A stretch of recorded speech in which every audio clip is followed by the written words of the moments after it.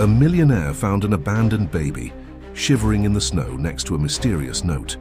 As he read the words, he felt the ground disappear beneath his feet. What he discovers about the baby in the coming days will shock you. If this story interested you, subscribe to our channel. Don't forget to like this video and tell us which city you're watching us from. We'll keep going. The biting winter wind howled through the empty streets of downtown Manhattan, carrying snowflakes that danced like tiny diamonds in the dim glow of street lamps. Alexander Reynolds, CEO of Reynolds Enterprises, gripped his steering wheel tighter as he navigated his Mercedes through an unfamiliar neighborhood. The leather seat's warmth couldn't chase away the chill that had settled in his bones, not from the weather, but from the inexplicable feeling that something was about to change his life forever. His designer watch showed 11:47 p.m. He should have been home hours ago, in his penthouse apartment with its panoramic view of Central Park. Instead, here he was, driving through the working-class district of Queens, following what he could only describe as an instinct. The board meeting had ended late, but that wasn't why he'd taken this detour. Something had pulled him here, away from his usual route. The snow was falling heavier now, transforming the city into a white canvas. Alexander slowed down as he approached a corner, his headlights cutting through the curtain of snowflakes. That's when he saw it, a small bundle on the sidewalk, barely visible against the growing blanket of snow. His first thought was that someone had carelessly thrown out their garbage, but as he drew closer, something made him stop the car. Through the passenger window, he could make out movement within the bundle. Heart pounding, he pulled over and stepped out into the bitter cold. The bundle stirred again. Alexander's expensive Italian shoes crunched in the fresh snow as he approached. What he found made his blood freeze colder than the winter air. A baby, wrapped in a thin blanket, tiny face red from the cold. Beside the infant lay a crumpled note, its edges dampened by snow. With trembling fingers, he picked up the paper. The handwriting was hurried but clear. "If you found this baby, please take care of him. Your blood runs in his veins more than you know." Alexander's world tilted on its axis. The words on the paper seemed to burn into his retinas, triggering a cascade of memories he'd spent years trying to suppress. 18 months ago, the charity gala. Sarah Mitchell, with her emerald eyes and infectious laugh. The whirlwind romance that followed, kept secret from the press and his board of directors. The bitter argument when she discovered the truth about his business practices. Her disappearance. Without hesitation, he wrapped the baby in his cashmere coat and rushed back to the car. The nearest hospital was 10 minutes away. As he drove, his mind raced faster than the vehicle. The timing matched. The location, this was Sarah's old neighborhood. The note's cryptic message took on a horrifying clarity. In the rearview mirror, he could see the bundle stirring. The baby hadn't made a sound, but Alexander could feel the weight of responsibility already settling on his shoulders. His phone buzzed in his pocket, probably his assistant wondering why he hadn't confirmed tomorrow's meetings. But for the first time in his carefully controlled life, business would have to wait. The emergency room entrance loomed ahead, its red lights reflecting off the falling snow. As Alexander parked haphazardly near the entrance, his thoughts turned to Sarah. Where was she? Why had she left their baby here in the cold? The note suggested she knew he would find the child, but how? Medical staff rushed out with a gurney as he explained the situation. The baby was whisked away for examination, leaving Alexander standing in the sterile hospital corridor, still clutching the note. Their security guard approached, asking for details he couldn't provide. How could he explain what he himself didn't understand? As he sank into an uncomfortable plastic chair in the waiting room, Alexander pulled out his phone. With trembling fingers, he scrolled through his contacts until he found the number he'd sworn never to use again, James Cooper, former detective turned private investigator. If anyone could unravel this mystery, it would be Cooper. The call connected on the third ring. "Cooper," a gruff voice answered. "I need your help," Alexander said, his voice barely steady. "It's about Sarah Mitchell." The silence on the other end stretched for several heartbeats before Cooper responded. I thought we agreed never to mention that name again. Things have changed, Alexander replied, watching the snow continue to fall outside the hospital windows. She's back. At least, I think she is. And she's left me something I can't ignore. James Cooper's office was exactly as Alexander remembered it, a cluttered space that smelled of stale coffee and cigarettes, though Cooper had quit smoking years ago. Early morning light filtered through Venetian blinds, casting striped shadows across the detective's weathered face as he examined the note for the 5th time. "You're sure this is her handwriting?" Cooper asked, reaching for his perpetually full coffee mug. Alexander nodded, pacing the small office. "I'd recognize it anywhere. We exchanged enough letters during those months." He paused, running a hand through his disheveled hair. The hospital had kept the baby overnight for observation, and he hadn't slept a wink, his mind racing with possibilities and fears. Cooper leaned back in his chair, which creaked in protest. "Let's review what we know. Sarah Mitchell disappeared 18 months ago, right after your company's merger with Tech Solutions. No trace, no contact, nothing. Now suddenly there's a baby, your baby apparently, left in the snow with a cryptic note." "The timing fits," Alexander said quietly, "and the location. That was her neighborhood before she vanished." Cooper's eyes narrowed. "You never told me why she really disappeared. Our original investigation hit a wall because you withheld information. If you want my help now, I need the whole truth." Alexander stopped pacing, staring out the window at the city below. The snow had stopped, but the sky remained heavy with gray clouds. "She discovered something during the merger, something I'd tried to keep buried. The missing funds from the pension accounts." Alexander spun around, shock evident on his face. "How did you—" "I'm a detective, Reynolds. Or I was. Just because you called off the investigation doesn't mean I stopped looking." Cooper pulled a thick file from his desk drawer. "Sarah Mitchell wasn't just your lover. She was a forensic accountant working for the SEC. She was investigating your company even before you met." The revelation hit Alexander like a physical blow. He sank into the chair across from Cooper's desk, his legs suddenly unable to support him. "She never told me." "Of course not, but I'm guessing she found something bigger than missing pension funds, didn't she?" Cooper's voice remained neutral, but his eyes were sharp, something that made her run. Before Alexander could respond, his phone buzzed. The hospital. His heart jumped as he answered, listening intently to the doctor's update. When he hung up, his face had lost all color. "What is it?" Cooper asked, leaning forward. "The baby. They found something unusual in his blanket. A hidden pocket with a USB drive." Alexander's voice shook slightly. "And there was another note. It says, 'The truth is in the numbers. Remember Venice.'" Cooper's eyebrows shot up. "Venice?" 3 years ago, I attended a business conference. There. That's where I first met Marcus Stone." Alexander's expression darkened. "My former business partner, the one who disappeared with half our company's assets 6 months before Sarah vanished.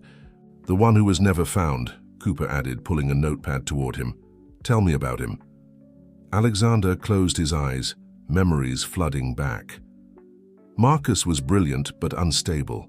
He had theories about corporate conspiracy, international finance manipulation. I thought he was paranoid. Then he started gathering evidence, making connections. One day he called me, ranting about having proof that would bring down the entire system. The next day he was gone. Cooper scribbled notes, his coffee growing cold. "And you think these events are connected? Marcus, Sarah, the baby?" "They have to be. Sarah was investigating the company. Marcus found something that scared him enough to run, and now," Alexander gestured helplessly, "now we have a baby with your DNA and a USB drive that might contain whatever they both discovered." Cooper stood up, grabbing his worn leather jacket. "First things first, we need to see what's on that drive. But Reynolds," he paused, fixing Alexander with a stern look, "if we do this, we do it my way. No more secrets, no more holding back information. Whatever Sarah and Marcus found, it's big enough that they both had to disappear. We need to be careful." Alexander nodded slowly, the weight of the situation settling over him like a heavy cloak. "Agreed, but Cooper, there's something else you should know." He pulled out his phone, showing the detective a text message he'd received that morning. "The child is just the beginning. Every secret has its price. Are you ready to pay yours?" The cybersecurity lab in Cooper's office building was a stark contrast to his cluttered workspace. Pristine white walls surrounded state-of-the-art equipment, and the air hummed with the sound of powerful computers. Maya Chen, Cooper's trusted tech expert, inserted the USB drive with practiced precision, her fingers flying across the keyboard as she worked to bypass the encryption. "This is military-grade security," Maya muttered, her dark eyes reflecting lines of code.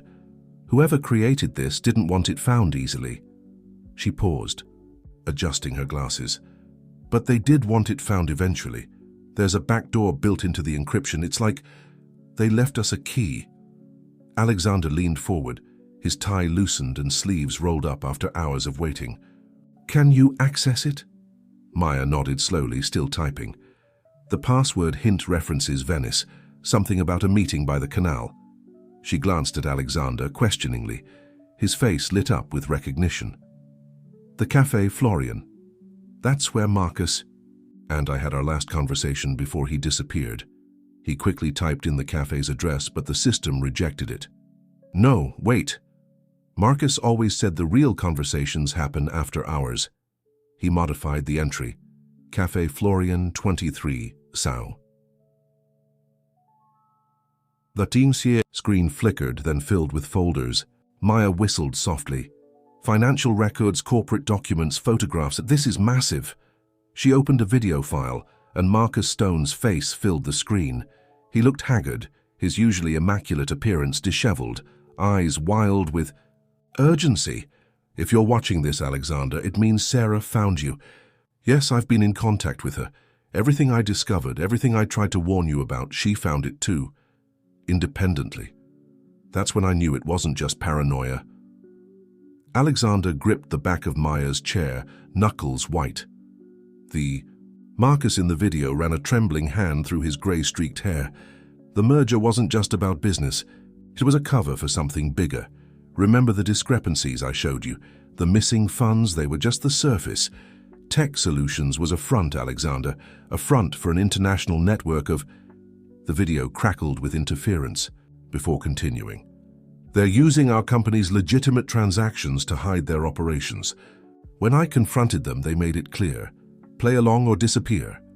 Cooper cursed under his breath, scribbling notes. The video continued, Marcus's voice growing more urgent. Sarah recognized the patterns in their financial algorithms. She was getting too close, just like I did. That's why she had to run. But she had something I didn't, evidence, real, undeniable proof, the kind that could expose everything. Marcus leaned closer to the camera. "The baby, he's yours, Alexander. Sarah told me before she went into hiding. She wanted to tell you herself, but it wasn't safe. They were watching her too closely." Alexander's legs gave way, and he sank into a nearby chair. The image of Sarah, alone and afraid, carrying their child while running from unseen enemies, was almost unbearable. "The proof is scattered across multiple locations," Marcus continued. "Safety measures. Sarah has half, I have half. The next piece is where it all started, the Venice archives. You'll need both keys to access it. Sarah will know when it's time to contact you. Just be careful, Alexander. These people, they're not just businessmen. They're..." The video cut off abruptly. Maya immediately began searching through other files. There's more. Financial records, transaction logs, communication records, and coordinates. Multiple sets. Cooper leaned in, studying the numbers. These are locations, all over Europe and Asia. He pulled out his phone, quickly typing. "The first set, it's an address in Venice, a safety deposit box." "We need to go there," Alexander said, standing up. "If what Marcus said is true, if Sarah has the other half of the evidence..." "Slow down," Cooper warned. "We're not the only ones looking for these answers. Someone's been watching you since the baby appeared. We need to be smart about this." A soft ping from Maya's computer interrupted them. Guys," she pointed to the screen. "Someone's trying to access this drive remotely right now." Cooper's expression hardened. "Can you trace it?" Maya's fingers blurred across the keyboard. "The signal's bouncing all over the place, but..." Wait, her eyes widened. It's coming from inside the city, Upper East Side. Alexander's phone buzzed with a new message. You're getting warmer, but remember, curiosity got the cat. Sarah learned that lesson. Are you sure you want to follow her path? Cooper read the message over Alexander's shoulder, his jaw tightening. They're trying to scare us off, which means we're getting close to something they don't want us to find. No, Alexander said, his voice firm. They're trying to distract us. While we're looking at Venice, the real answers might be right here in New York. He turned to Maya. Can you find the exact location of that signal? She nodded, already working. Give me an hour. Whoever this is, they're good, but I'm better. Alexander looked at the frozen image of Marcus on the screen, then at the message on his phone. Somewhere in the city, Sarah was waiting. His son was safe in the hospital, and between them lay a web of secrets that threatened to unravel everything he'd built. We need to move fast, Cooper said, checking his gun discreetly. Once they realize we've accessed the drive, they'll change tactics, and next time they might not just leave warnings. The Upper East Side address led them to an elegant brownstone with pristine white columns and immaculately trimmed topiaries. Maya had traced the signal to this location, but something felt off.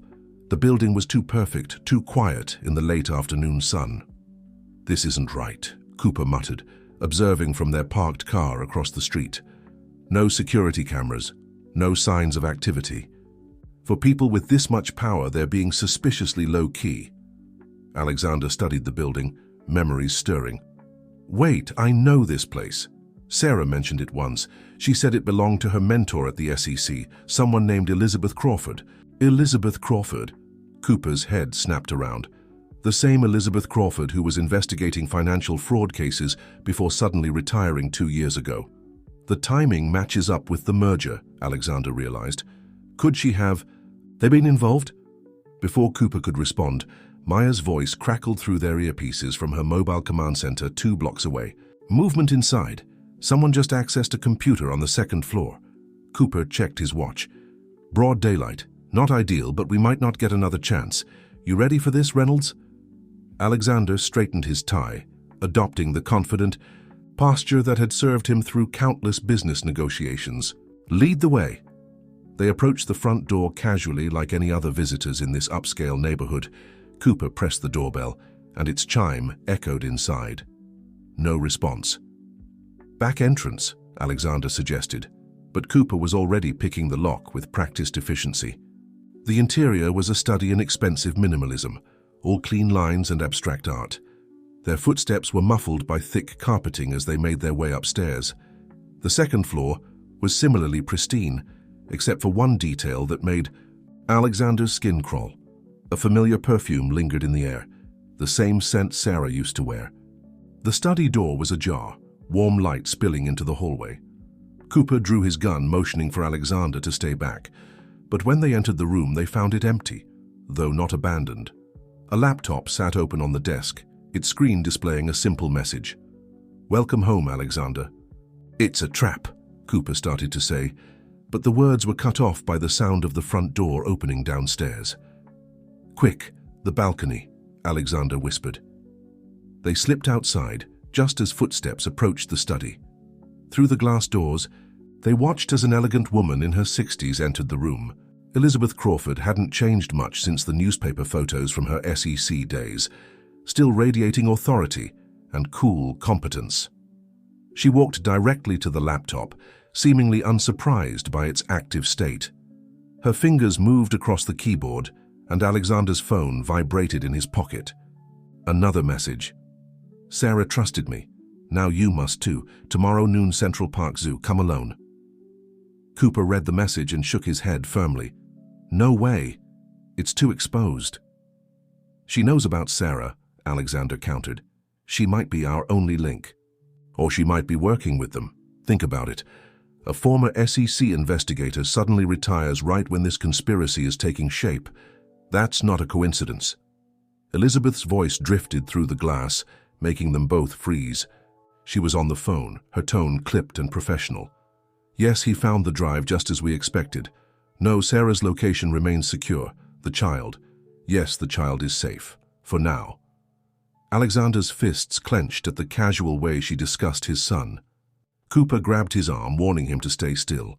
The Venice connection is a concern, Elizabeth continued, if he discovers what's in those archives. Yes, I understand. It will be handled. She ended the call and sat heavily in her chair, rubbing her temples. To their surprise, she spoke again, this time seemingly to the empty room. I know you're there, Alexander. You and your detective friend. I'm not your enemy, but I can't explain everything now. They're watching, always watching. If you want to understand why Sarah ran, why she kept your son hidden, be at the zoo tomorrow. And Alexander, she turned directly toward the balcony. Trust no one, not even me. Cooper pulled Alexander back as Elizabeth stood and walked out of the study. They waited several minutes before slipping back inside and down to the street, questions multiplying with every step. She knew we were there the whole time, Alexander said as they drove away. She wanted us to hear that conversation. The question is why? Cooper's expression was grim. And more importantly, whose side is she really on? Maya's voice came through their earpieces again. Guys, something's happening with the USB drive data. Files are disappearing, being corrupted. Someone's trying to wipe it remotely. Can you stop it? I'm trying, but wait, one of the files is different. It's not being deleted, it's being decoded. I think someone's helping us. Alexander thought of Elizabeth's words. Trust no one, not even me. What's in the file, Maya? Coordinates again, but these aren't in Venice. She paused. They're right here in New York. Some kind of underground storage facility, and there's a name attached to the file, Project Odyssey. Cooper's hands tightened on the steering wheel. I've heard that name before. In my days on the force, there were rumors about a massive financial scheme called Odyssey, but every detective who looked into it either backed off or disappeared, just like Marcus, just like Sarah. Central Park Zoo hummed with the usual midday crowd, tourists snapping photos, children racing between exhibits, parents trying to keep up. Alexander sat on a bench near the sea lion pool, a newspaper open on his lap despite Cooper's vocal objections to this meeting. Let me at least keep a team nearby, Cooper had insisted that morning, but Alexander knew Elizabeth Crawford would. Spot any surveillance. This had to be handled her way. The zoo clock struck 12 and right on cue, Elizabeth appeared. She wore a casual pantsuit and carried a shopping bag from the zoo gift shop, blending perfectly with the crowd of grandparents, treating their grandchildren to souvenirs. Don't look up, she said softly, sitting beside him. Keep reading your paper. We're being watched, but not by who you think. Alexander's fingers tightened on the newspaper. Where's Sarah? Safe. Which is more than I can say for you if you keep digging. Elizabeth's voice remained conversational, as if they were discussing the weather. The baby complicated things. It wasn't supposed to happen this way. What wasn't? The truth, Elizabeth, I need to know. She sighed, her composed facade cracking slightly. Sarah was my best student at the SEC. Too good, really. She saw patterns others missed. When she started investigating tech solutions, I warned her to back off. I knew what happened to others who got too close. Like Marcus Stone? Marcus was brilliant but reckless. He thought exposing everything at once was the answer. He didn't understand the bigger picture. Elizabeth paused as a group of schoolchildren passed by. What Sarah found went beyond simple financial fraud. Tech solutions was just one piece of a global network. Banking systems, government contracts, international aid, all manipulated through a series of complex algorithms. Alexander felt a chill despite the warm spring day. The missing pension funds were a test. The network needed to verify their control over your company's systems. When Marcus noticed and began investigating, they decided to use him. Make him the scapegoat, but he figured it out and ran.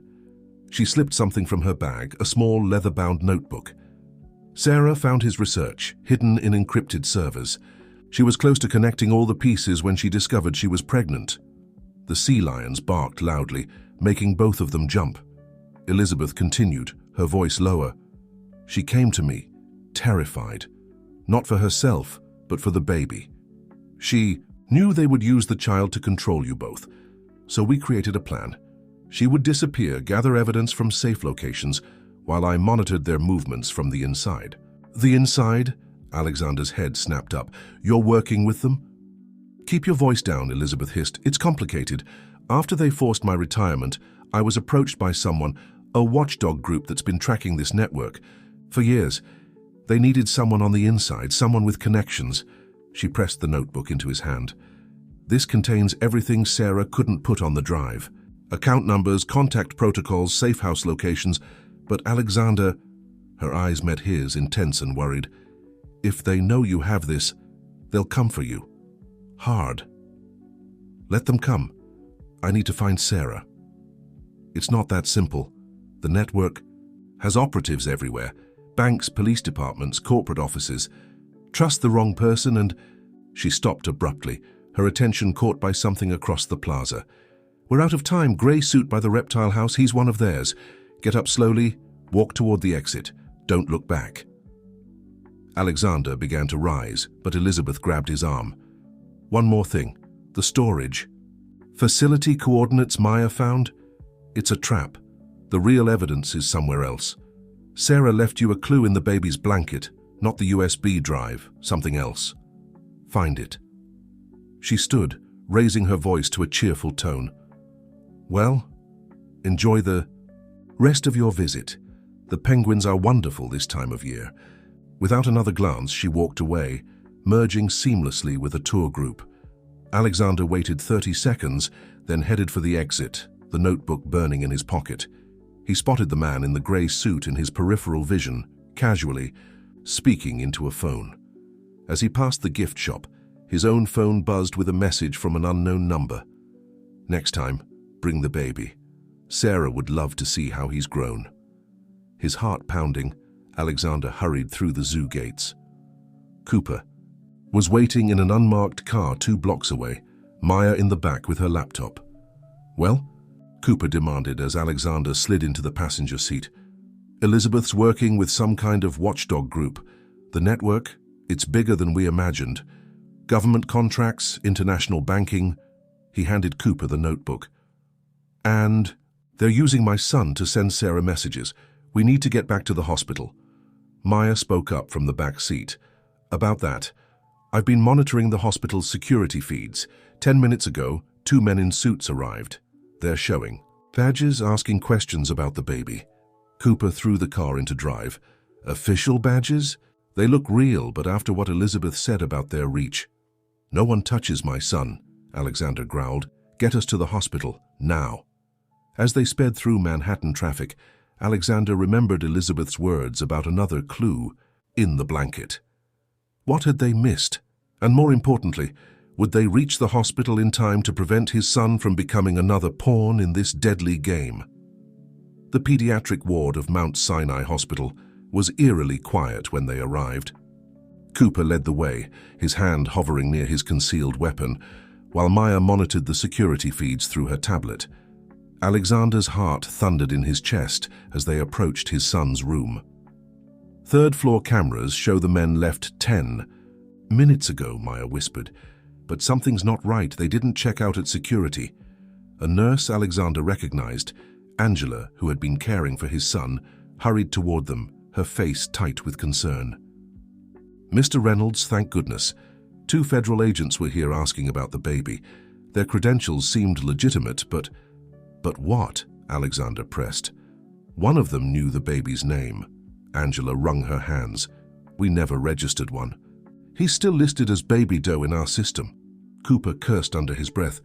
They have inside access to the hospital records. Maya? On it. Her fingers flew across the tablet. Checking for unauthorized system access. Got something. Someone's been manually overriding the security protocols on this floor for the past hour.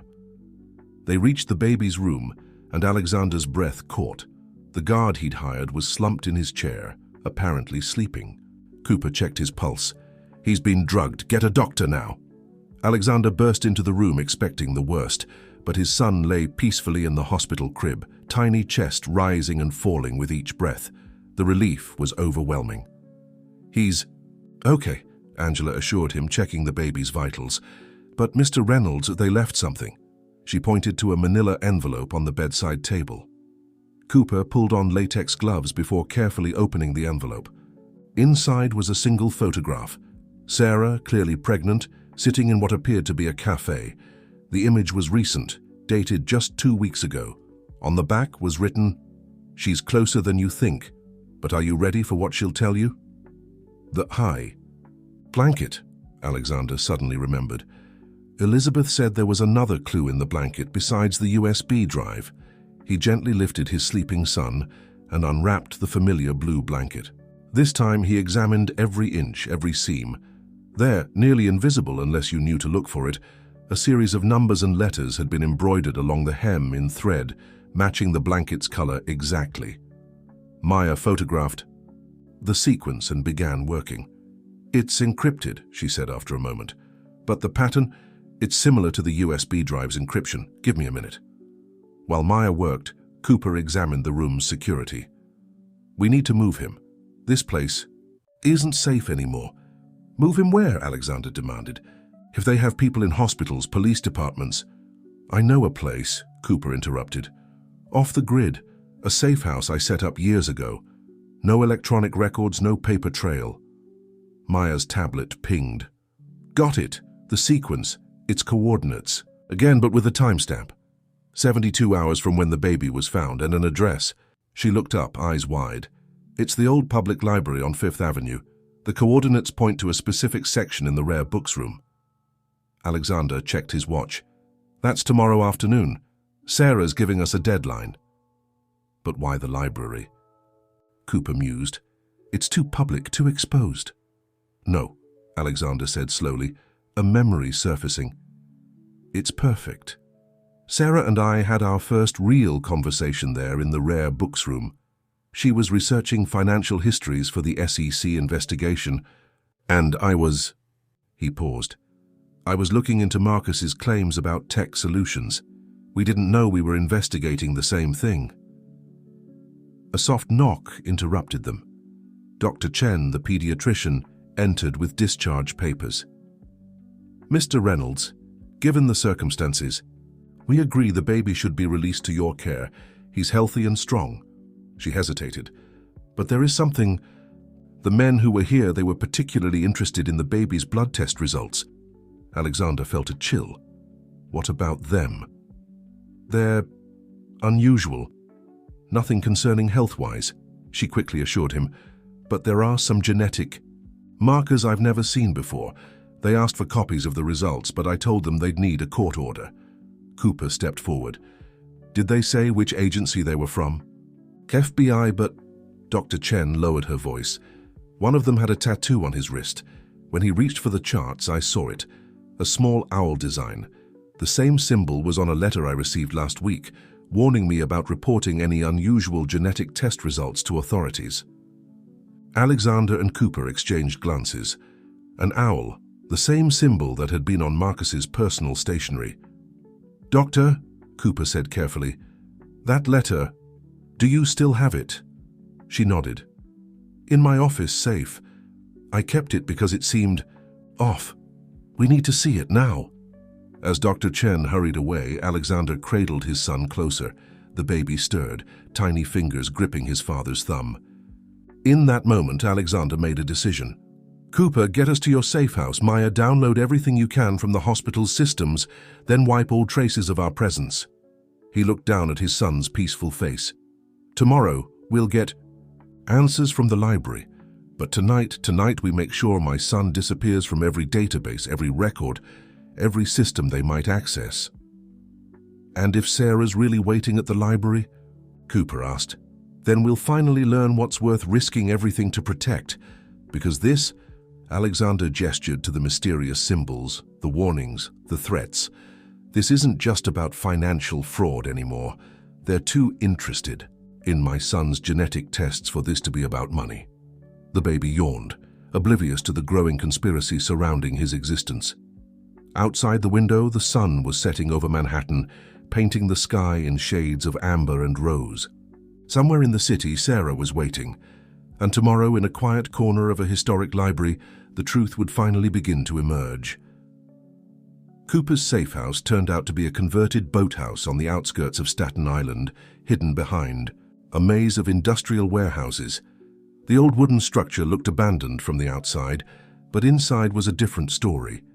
State-of-the-art security systems, reinforced walls, and enough supplies to last weeks made it clear this was no ordinary hideout. Solar-powered, Cooper explained as he disabled the elaborate security system. No connection to the grid. Even has its own water filtration system. Been maintaining this place for years, just in case. Maya immediately set up her equipment on a sturdy table, creating a mobile command center. I've got the hospital's security footage.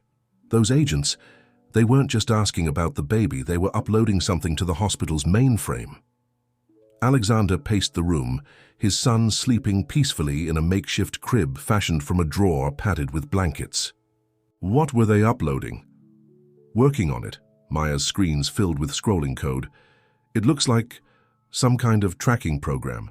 They weren't just after the blood test results, they were tagging his entire medical profile. If anyone accesses his records anywhere in the country, they'll know. Can you stop it? Maya smiled grimly. Already did.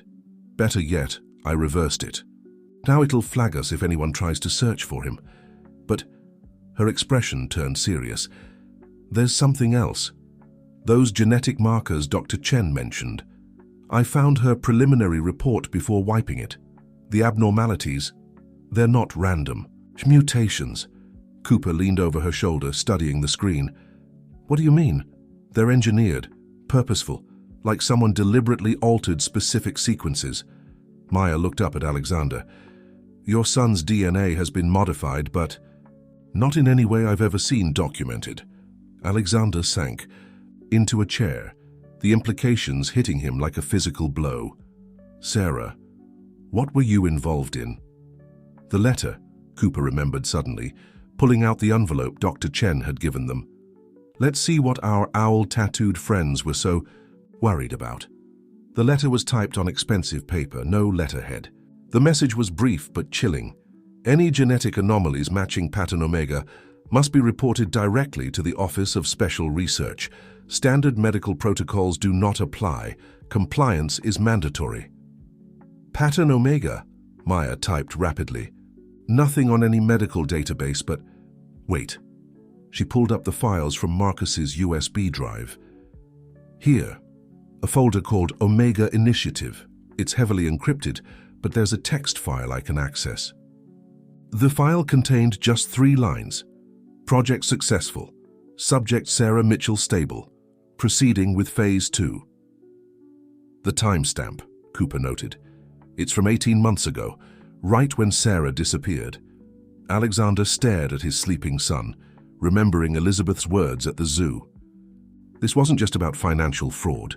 The genetic tests, the modified DNA, Sarah's disappearance, it all pointed to something far more sinister. His phone buzzed, another message from the unknown number. The child is special. You've seen the test results. Tomorrow you'll understand why Sarah had to protect him. The library holds more than books. They're always one step ahead, Cooper muttered, checking the security feeds. But why let us find these breadcrumbs? Why not just take the baby?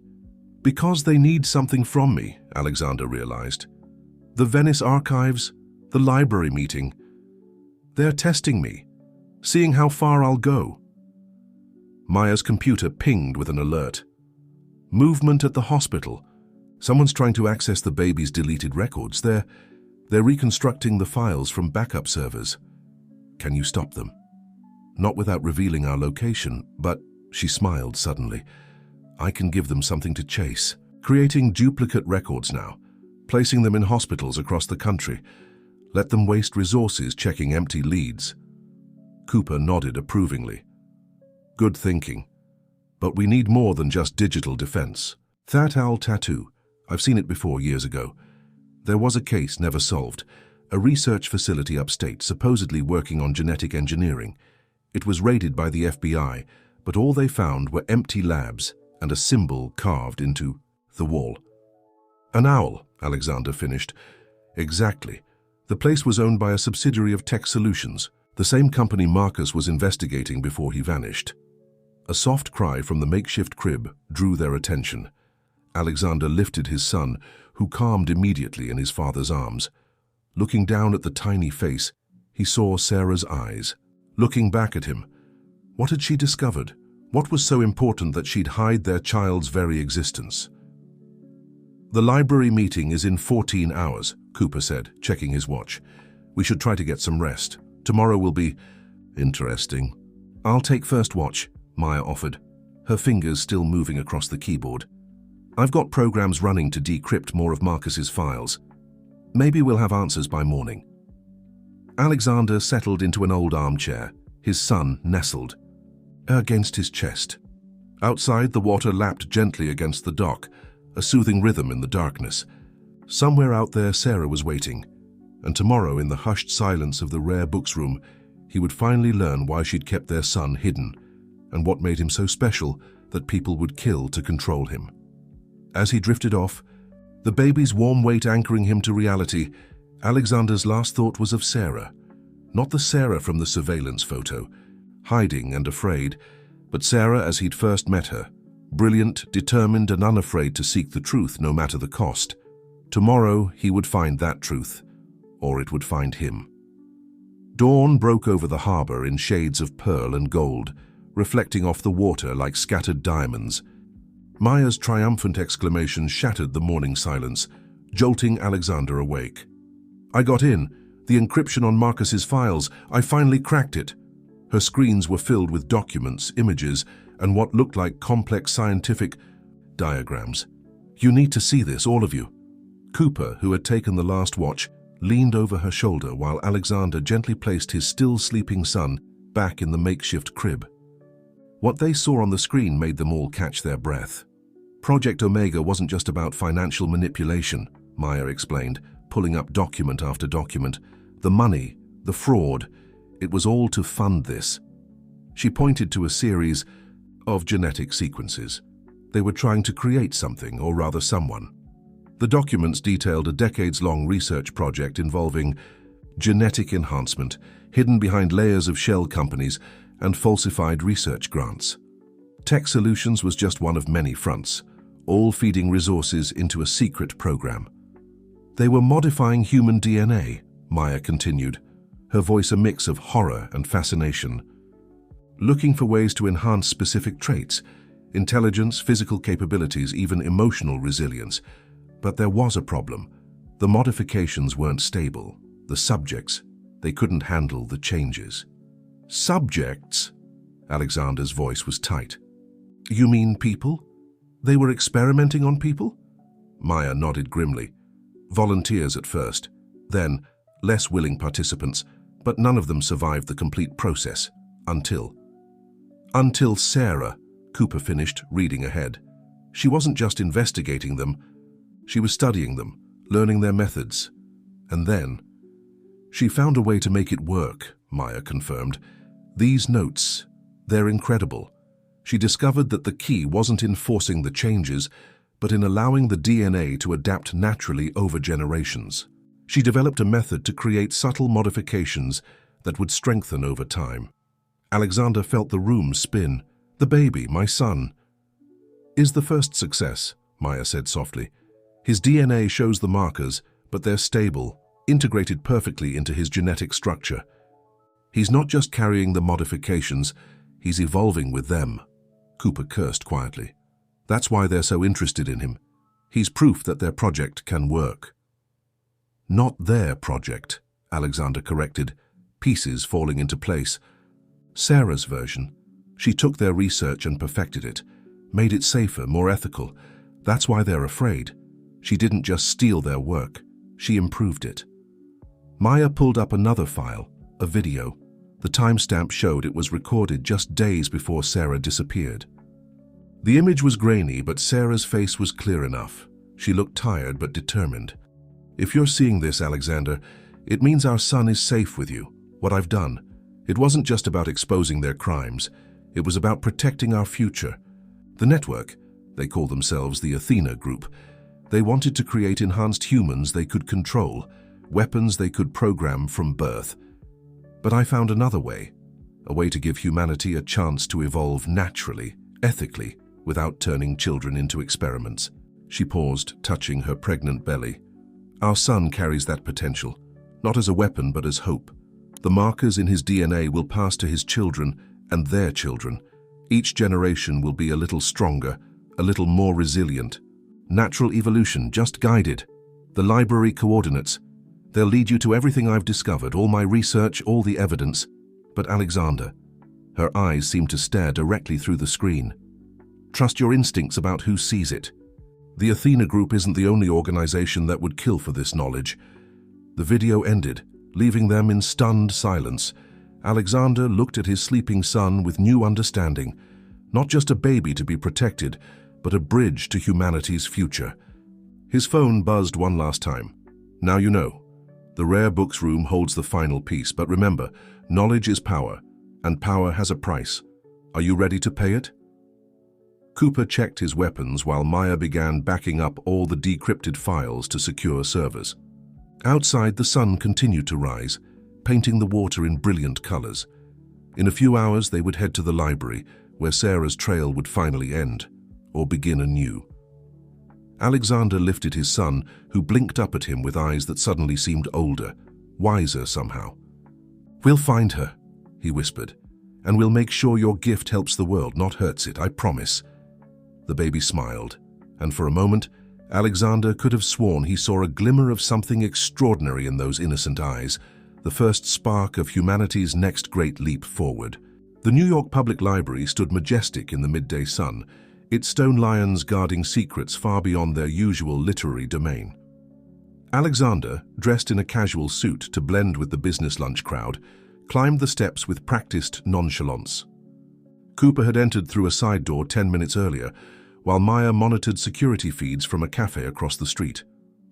Two men in the main reading room, Maya's voice crackled through his earpiece, looking far too interested in their newspapers. Possible watchers. Noted, Alexander murmured, nodding politely to the security guard as he passed through the entrance. His son was safe at the boathouse with a trusted contact of Cooper's, a former Special Forces medic who owed Cooper his life. The rare books room was located on the 3rd floor, its ornate doors a testament to the treasures within. As Alexander approached, memories of his first meeting with Sarah flooded back. She had been sitting at one of the oak tables, surrounded by financial records and historical documents, her green eyes intense with concentration. "Movement in the north stairwell," Maya reported. "Someone's following you." Alexander maintained his pace, turning casually to check his reflection in a glass display case. A man in a janitor's uniform was indeed ascending the stairs, his movements too precise for casual maintenance staff. "I see him." "Cooper?" "In position," came the detective's low response. "Rare books room is clear except for one librarian. She's legitimate. Been working here 20 years. Alexander entered the room, inhaling the familiar scent of aged paper and leather. Bindings. The coordinates from the blanket pointed to Section 317, Medieval Financial Systems. He found it quickly, remembering how Sarah had once explained that the best place to hide modern secrets was among ancient ones. The librarian glanced up briefly before returning to her cataloguing. Alexander ran his fingers along the spines, counting volumes until he reached the exact spot. There, wedged between two massive tomes on Renaissance banking, was a slim leather journal that didn't belong. "Package located," he whispered, sliding the journal out. "Company coming," Cooper warned. 2 more suits just entered the building. Alexander opened the journal, finding it filled with Sarah's familiar handwriting, but something was wrong. The words were too perfect, too deliberately written. This wasn't a journal. It was a message. "My dearest Alexander," it began, "if you're reading this, you've discovered what makes our son special, but the journal you want isn't here. Think about our first conversation, not the one about finance, the real one." He closed his eyes, remembering. After hours of research that day, they had both reached for the same coffee cup in the library's cafe. The conversation that followed had nothing to do with their investigations. They had talked about art, about the library's architecture, about... The Rose reading room, Alexander breathed. She loved the ceiling. Problem, Maya cut in urgently. Security feeds are being looped. Someone's trying to hide their movements. How many hostiles? Cooper asked. At least 5 that I can track. They're blocking exits. Alexander replaced the decoy journal and moved casually toward the door. The Rose reading room was on the other side of the building. To reach it, he'd have to cross exposed territory. Wait, Maya said suddenly. Something's happening on the street. A woman just entered the coffee shop. Alexander. She matches Sarah's description. His heart jumped. What's she doing? Ordering coffee, very calmly, and she just looked directly at my camera and nodded. Cooper cursed softly. It's a signal. She's telling us there's another player in the game. The fake janitor appeared at the end of the hallway, speaking quietly into his collar. Alexander turned the other way, his pace measured. The Rose reading room had multiple entrances and one secret that few knew about. Maya, can you access the building's original blueprints? Already on it. Wait. In the 1920s renovation, they added a maintenance passage behind the north wall. It connects to the old service elevator, Alexander finished. Sarah mentioned it once. She was fascinated by the library's hidden spaces. He reached the magnificent reading room, its barrel-vaulted ceiling adorned with clouds and golden light. At this hour it was busy with researchers and students. Perfect cover. 3 hostiles converging, Maya reported. Whatever you're going to do it fast. Alexander moved between the long oak tables, remembering Sarah's words about hiding, modern secrets in ancient places. The Rose reading room ceiling hadn't just captivated her with its beauty. She had seen it as the perfect metaphor, everything hidden in plain sight. He reached the north wall, detecting the almost invisible seam of the hidden door. But as he prepared to slip through, a familiar voice froze him in place. Hello, Alexander. He turned slowly. Elizabeth Crawford stood 3 tables away, but she wasn't alone. Next to her, wearing a simple blue dress and a cautious smile, was Sarah. We don't have much time, Sarah said softly, and we have so much to explain. The world seemed to narrow to a single point as Alexander stared at Sarah. She looked different, her hair shorter, her face thinner, but her eyes held the same determined intelligence he remembered. Behind him, he heard Cooper's quiet footsteps approaching. The Athena Group's teams are 2 minutes out, Elizabeth said calmly, as if discussing the weather. We need to move. Wait, Alexander said, his voice hoarse. Our son is safe, Sarah assured him, stepping closer, and exactly where he needs to be. The genetic markers, they're not just about evolution, Alexander, they're about protection. Maya's voice crackled through his earpiece. Guys, we've got a serious problem. The woman in the coffee shop, she just left, but not before leaving me a note. It says Marcus is alive and he's not on our side anymore. Sarah's expression tightened. We know. That's why we had to act now. She reached for Alexander's hand, her touch sending electricity through his skin. The journal in the maintenance passage, it contains everything. The full scope of what Marcus and the Athena Group are planning, but more importantly, it explains what makes our son truly special. The genetic modifications are only part of it, Elizabeth interrupted. Sarah didn't just create a way for humanity to evolve, she found a way to protect that evolution from those who would abuse it. The sound of rapid footsteps echoed from the corridor. Cooper moved to cover the nearest entrance while Sarah pulled Alexander toward the hidden door. The markers in our son's DNA, she explained quickly as she pressed a specific point on the wall, revealing the concealed passage. They're like a key. Any attempt to replicate or modify them triggers a failsafe. The genetic sequence literally rewrites itself, becoming useless to anyone trying to exploit it. A genetic firewall, Alexander realized. That's why they haven't just taken him. They need to understand how you did it. And they need both parents, Elizabeth added. The process requires genetic material from both mother and father to activate properly in the next generation. Marcus figured that out. That's why he switched sides. They slipped into the passage, Cooper following and closing the door behind them. The narrow space was lit by ancient emergency lights, casting everything in a sickly yellow glow. Marcus isn't just working with them now, Sarah continued as they hurried along the passage. He's leading them. When he couldn't replicate my research, he decided to take a more direct approach. The owl tattoo. It's not just a symbol, it's a marker for his new version of the project. Maya's voice returned. Satellite feeds showing multiple vehicles converging on the library. These aren't just private security. They've got government plates. Athena has people everywhere, Elizabeth confirmed. CDC, FBI, NSA, anywhere they might need to cover up their experiments. They reached the old service elevator, its brass doors tarnished with age. Sarah pulled out a keycard that looked far too modern for the antique mechanism, yet when she swiped it, the doors opened smoothly. "The journal explains everything," she said as they entered, "including why Marcus really disappeared and what he's planning." "But Alexander," she grabbed his arm, her eyes intense. "Once you read it, there's no going back. You'll become part of this fully and completely." "I already am," he replied. "The moment you left our son for me to find, you knew I would choose this path." Sarah's face softened. "I knew you would choose him. Choose us. That's why the genetic key works, because at our core we both choose protection over power." The elevator began to descend, but not to the ground floor. It went deeper, into sub-basements that shouldn't exist. "The library has secrets older than either of our projects," Elizabeth explained. "Secrets that will help us stay ahead of Marcus and his transformed Athena group." Cooper checked his phone. "Maya says the tactical teams are entering the building. We've got maybe 5 minutes before they figure out where we've gone." Sarah squeezed Alexander's hand. "Are you ready to learn the full truth? About our son, about Marcus, about what we're really fighting for?"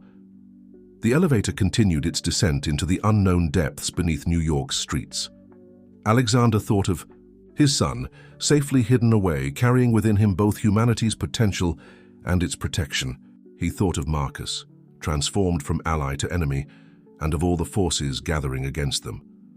"I'm ready," he said, "for all of it." The elevator slowed, then stopped.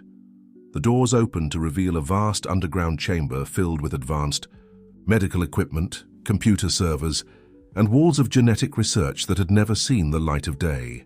Sarah stepped out first, turning back to offer her hand. "Then welcome," she said, "to where it all began, and where we'll make our stand." The underground facility beneath the library was a stark contrast to the classical architecture above. Sleek metal walls housed state-of-the-art equipment, while rows of servers hummed with barely contained power. Sarah led them through the maze-like complex with practiced familiarity. "This facility was built during World War II," Elizabeth explained, as they walked. "Originally designed as a secure archive for valuable documents in case of attack. Over the decades, it evolved into something more. A backup site," Sarah added, placing her palm on a biometric scanner. A hidden door slid open silently, in case everything else failed. But it became our primary base when we discovered what Marcus was really planning. The new room was smaller but even more advanced. Holographic displays showed genetic sequences floating in the air, while one entire wall was dedicated to global tracking systems. "Maya," Cooper spoke, into his comm unit. "Are you seeing this?" "Crystal clear," Maya's voice responded. "The facility's systems just granted me access. This is incredible. They've been monitoring everything. Financial transactions, genetic research facilities, even military installations." Sarah gestured to the central display. "Because everything is connected. Marcus didn't just join the Athena group, he's transformed it. The owl tattoo isn't just for identification, it's a marker for his new subjects." The display shifted, showing detailed medical files. Alexander's blood ran cold as he saw images of people with the owl tattoo, their genetic structures clearly altered. "He's not just trying to replicate my research," Sarah continued, her voice tight with controlled anger. "He's forcing evolution through direct genetic manipulation. The tattoo ink contains programmable nanobots that rewrite DNA in real time, but the changes are unstable, causing devastating side effects." The subjects become enhanced, Elizabeth added, but at a terrible cost. They lose their autonomy, becoming completely loyal to Marcus and his vision, and eventually, their modified DNA breaks down entirely. Alexander studied the medical reports, his business experience helping him see the bigger picture. He's creating an army, not just of enhanced humans, but of perfectly obedient soldiers. Exactly, Sarah confirmed, but he needs our son's genetic key to stabilize the process. The natural evolution pathway I discovered is the only way to make the changes permanent without destroying the subject's free will. Cooper, who had been watching the security feeds, spoke up. They're scanning the library level by level. Won't take them long to figure out there's a sub-basement. Let them come, Elizabeth said calmly. This facility has defenses they can't imagine, but we should move to the core chamber. Sarah? Sarah nodded, leading them through another hidden door. As they walked, Alexander caught her hand. Our son, he said softly, you knew I would protect him. That's why you left him for me to find. She squeezed his hand, tears gathering in her eyes. I knew you would protect him, yes. But more than that, I knew you would understand. The genetic key isn't just about DNA, it's about choice. It only works for parents who would sacrifice everything to protect their child's right to choose their own path. The core chamber was a perfect circle, its walls lined with what looked like liquid metal.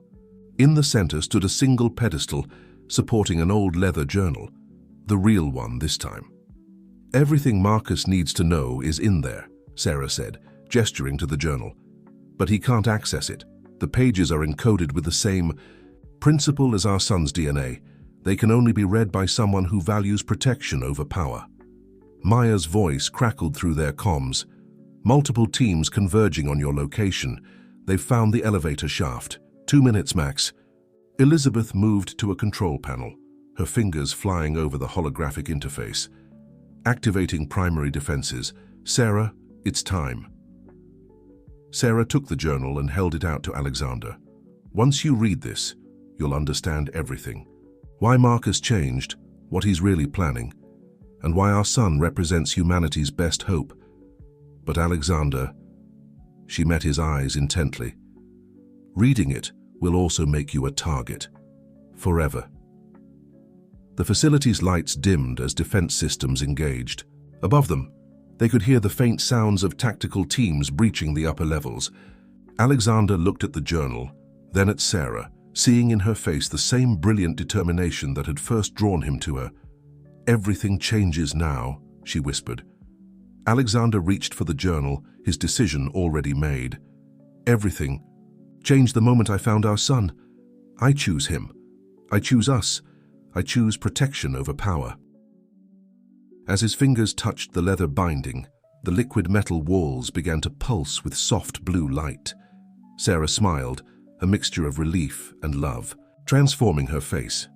Then let me show you, she said, opening the journal, what Marcus was really afraid of, why he ran, why he changed, and what we're really fighting to protect. The first page began to reveal its secrets as the sound of breach charges echoed through the facility. Their time was running out, but the truth was finally within reach. The journal's pages seemed to shimmer as they turned, revealing text that appeared only under Alexander's touch. Sarah stood close, her presence both comforting and electric as the facility's defenses hummed around them. Marcus discovered something during the Tech Solutions merger, Sarah explained as Alexander read. Something that terrified him. The Athena Group wasn't just a research organization, it was part of a larger plan spanning centuries. The journal detailed a hidden history. Throughout time, certain individuals had manifested unprecedented abilities, intellectual leaps, physical capabilities, intuitive insights that changed the course of history. The Athena Group had been tracking these manifestations, studying them, trying to understand their source. They called it the Prometheus Protocol, Elizabeth added, monitoring the defense systems. The theory that humanity was capable of directed evolution, but only under specific conditions. Alexander turned a page and holographic images sprang to life above the journal. Complex genetic structures rotated in the air, highlighting patterns that seemed to defy conventional science. Marcus found evidence that these evolutionary jumps weren't random, Sarah continued. They followed a pattern, appearing in bloodlines, where both parents shared a specific genetic marker, a marker that until now couldn't be artificially replicated.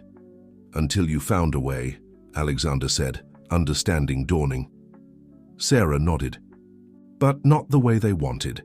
The Athena group wanted to force the evolution, control it, create enhanced humans who would be bound to their will. I discovered how to nurture the natural process, letting each generation choose its own path. Maya's voice cut through their concentration. Multiple breach attempts on the upper doors. The defenses are holding, but they're adapting their approach. Cooper moved to cover the main entrance, while Elizabeth activated additional security measures. The liquid metal walls pulsed faster, patterns of light racing across their surface. Alexander continued reading, his heart racing as he absorbed the implications. Marcus, he tried to force the process on himself? Yes, Sarah confirmed grimly. When he couldn't replicate my research, he used an experimental version of his nanobot, technology on his own DNA. It worked partially. He gained enhanced abilities, but at a terrible cost. The forced evolution began breaking down his neural pathways, affecting his mind. The journal showed brain scans, revealing spreading patterns of degradation, but more troubling were the psychological evaluations that followed. He became obsessed with the idea of directed evolution, Elizabeth explained, convinced that humanity needed to be forced to change, to be controlled and guided by those he deemed worthy. The very thing the natural genetic key was designed to prevent. Our son carries the true key, Sarah said softly, the ability to evolve naturally, to pass that potential to future generations. But more importantly, he carries the failsafe I engineered, the genetic protection against forced manipulation. A massive impact shook the facility. Maya's voice returned, urgent now. They've breached the first security level, but something's wrong. The tactical teams, they're fighting each other. Some of them have the owl tattoo, some don't. Marcus's enhanced soldiers, Cooper growled. He's making his move. Alexander reached the journal's final pages, where Sarah's elegant handwriting gave way to urgent scrawls. The Venetian archives, he read. You split the fail-safe protocol between two locations. Yes, Sarah confirmed. The library facility contains half of the protection sequence. The other half is hidden in Venice, in the same archives where Marcus first discovered the Prometheus protocol. We needed both halves separated to prevent anyone from altering or disabling the protection. Another impact rattled the chamber. The liquid metal walls began to shift, forming new patterns of defense. They're through the second level, Maya reported. But you've got to see this. The enhanced soldiers, they're degrading. Their DNA is literally falling apart. Elizabeth's hands flew over the control panel. Marcus's process is unstable. The forced evolution is breaking down faster than he anticipated. He's desperate now. Which makes him more dangerous, Cooper added, checking his weapon. Sarah took Alexander's hands, her touch sending warmth through his entire body. Now you understand why our son had to be protected, why everything had to happen exactly this way. The journal isn't just a record. It's a key to activating the final phase of the protection protocol. The choice, Alexander said, remembering her words. Protection over power, free will over control. She smiled, tears in her eyes. You understand, just like I knew you would. The facility shuddered again, but this time the liquid metal walls responded differently. They began to glow with a soft golden light, patterns shifting to form complex geometric shapes. It's time, Elizabeth announced, reading the facility's data. The journal's information combined with your genetic resonance, it's completing the protection sequence. Sarah squeezed Alexander's hands tighter. Our son isn't just carrying the next step in human evolution. He's carrying the guarantee that it will happen naturally, freely, through choice rather than force. Every attempt to control or manipulate the process will fail. The chamber filled with golden light as the final sequence activated. Above them, through layers of concrete and steel, they could hear the sounds of combat fading. Maya, Cooper called out. "You're not going to believe this," she responded, awe in her voice. "The enhanced soldiers, their genetic modifications, are reversing. The owl tattoos are literally disappearing from their skin. Whatever you just activated, it's working." Sarah and Alexander stood together in the golden light, the journal completing its final revelation between them. Their son was safe, the protection protocol was active, and somewhere in the chaos above, Marcus was learning that some power can't be taken. It can only be earned, one choice at a time. The golden light, pulsing through the chamber, began to stabilize, forming intricate patterns that seemed to respond to Alexander and Sarah's presence. Elizabeth worked rapidly at the control panel, coordinating with Maya to track the effects spreading through the city. "The protection protocol is propagating faster than we anticipated," Elizabeth announced, studying the holographic displays. "Any enhanced soldier within a 5-mile radius is being affected. Their forced genetic modifications are unraveling." "Maya," Cooper called into his comm unit, "what's the situation upstairs?" "Chaos," she replied. "Most of Marcus's enhanced team is down, their systems shutting down as the modifications reverse. But hold on." They heard rapid typing. "New vehicles approaching, different insignias. These aren't Athena Group forces." Sarah moved to another console, her fingers dancing across the interface. "Government response teams, real ones, not Athena plants. They've been monitoring the situation since the hospital." "Can they be trusted?" Alexander asked, still holding the journal. "Some of them," Elizabeth answered. "I've maintained contacts in certain agencies, people who've been helping us track Marcus's activities. They'll help secure the facility and contain the situation." The chamber's liquid metal walls rippled with new information, displaying real-time satellite feeds of the library and surrounding streets. They watched as tactical teams established a perimeter, while medical units treated the collapsed enhanced soldiers. "Sarah," Maya's voice returned, "urgent now. I'm detecting a targeted data breach. Someone's trying to access the facilities." "Mainframe, the signature. It matches Marcus's encryption." Sarah's expression hardened. "He's trying to salvage what he can." "Maya, initiate Protocol Omega-7. "What's Omega-7? Alexander asked, moving to stand beside her. "A virus," she explained, her eyes fixed on the screens, "but not a destructive one. It's like the genetic failsafe in digital form. Any system that tries to copy or steal our research gets infected. The data appears intact, but it's subtly altered, making any attempt to replicate the process impossible." Cooper, still watching the entrance, spoke up. "We've got movement in the access corridor. Multiple signatures. Friendlies," Elizabeth confirmed, checking her security feeds. "My contacts, but we need to move quickly. Marcus won't stay in retreat for long." Sarah turned to Alexander, her face both determined and worried.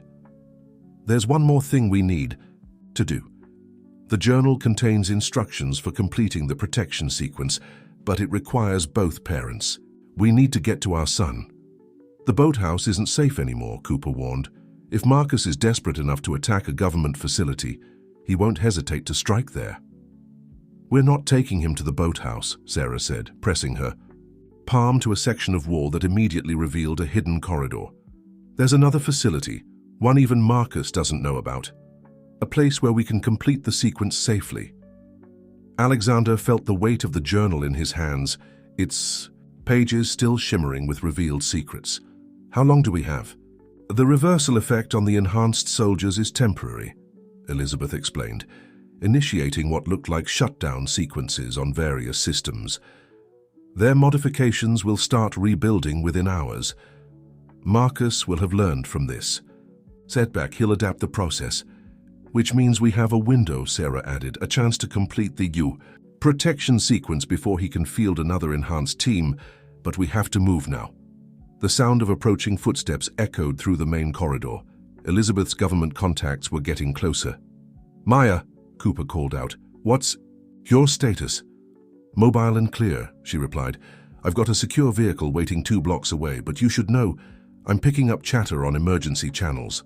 Multiple reports of people with owl tattoos collapsing across the city. It's not just the tactical team. Everyone Marcus enhanced is being affected." Sarah's eyes widened. He's been expanding the program, using civilians as test subjects. All the more reason to finish this, Alexander said firmly. How do we get to the other facility? Sarah led them to the hidden corridor, which sloped gently downward. There's an old maintenance tunnel network under the city. Most of them were abandoned decades ago, but some of us have been maintaining certain routes. We can use them to reach a secure location in Brooklyn. Elizabeth handed them each a small device. Quantum encryption communicators, completely secure. I'll coordinate with my contacts. Make sure you have a clear path. Maya can monitor your route from above. The facility's lights flickered as another system engaged. Through the main entrance, they could hear voices approaching, official. Voices calling out identification codes. Go, Elizabeth urged them. I'll handle the authorities. Cooper? The detective checked his weapon one last time. I'll take point. Maya, you're our eyes. Always, she responded confidently. Sarah squeezed Alexander's hand as they prepared to enter the tunnel. Ready to finish what we started. He looked at her, seeing not just the brilliant scientist who had unraveled humanity's genetic future, but the mother who had risked everything to protect their child's right to choose his own path. Ready, he said firmly. Behind them, the facility's golden light began to fade as its systems powered down. But ahead in the darkness of the maintenance tunnel, a different kind of light beckoned. The light of hope, of natural evolution, of humanity's future, unfolding one free choice at a time. Cooper took the lead, and they stepped into the tunnel, leaving behind a facility that had just changed the course of human history. Above them, Marcus's enhanced soldiers continued to revert to normal, their owl tattoos fading like half-remembered dreams. And somewhere in Brooklyn, their son waited, carrying within him the key to humanity's next great leap forward. A leap that would be taken not through force, but through choice. The maintenance tunnels beneath New York City were a maze of darkness and echoes, their footsteps bouncing off century-old brick walls. Cooper led the way, guided by Maya's precise directions through their quantum communicators. Sarah walked beside Alexander, their hands occasionally brushing in the dim light of emergency LED strips that marked their path. These tunnels, Alexander said softly, ducking under a low-hanging pipe, they're not on any official maps. Sarah shook her head. They were part of an abandoned subway expansion project from the 1920s. When the city changed the plans, these sections were sealed off. Elizabeth's group has been maintaining them as emergency routes for decades. Movement on the street level, Maya's voice crackled through their comms. 3 SUVs with blacked-out windows just left the library area, heading east. Marcus, Cooper guessed, checking another intersection before waving them forward. He's trying to predict our route. Sarah consulted a small holographic display, built into her communicator. We're approaching the first checkpoint. Maya, how's the surface looking at Point Charlie? Clear for now, but wait. They heard rapid typing. Getting some strange readings. The protection protocol you activated, it's having unexpected effects. The reversal of the genetic modifications isn't just affecting Marcus's soldiers, it's spreading through the city's water system. Alexander stopped walking. The water system? The nanobots in the owl tattoos, Sarah explained, her expression grim. Marcus must have been using the city's water supply to distribute a baseline version of his enhancement formula, preparing the population for future modifications. She touched a panel on the tunnel wall, revealing ancient machinery still humming with power. But now the protection protocol is turning that distribution network against him. How many people could be affected? Cooper asked. Thousands, maybe more. Maya's voice was tight with concern. I'm seeing reports of people checking into emergency rooms across the city.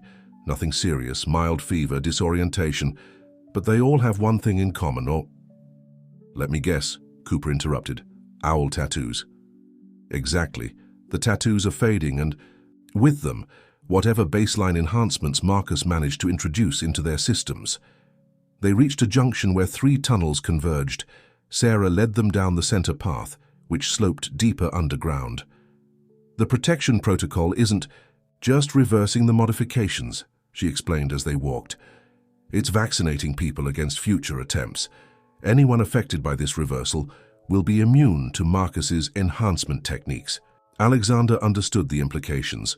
You're not just undoing his work, you're making it impossible for him to try again. That's why he's desperate to find our son, Sarah confirmed. The genetic key he carries isn't just about natural evolution. It's the blueprint for this immunity. Every person affected by the reversal today will pass that immunity to their children.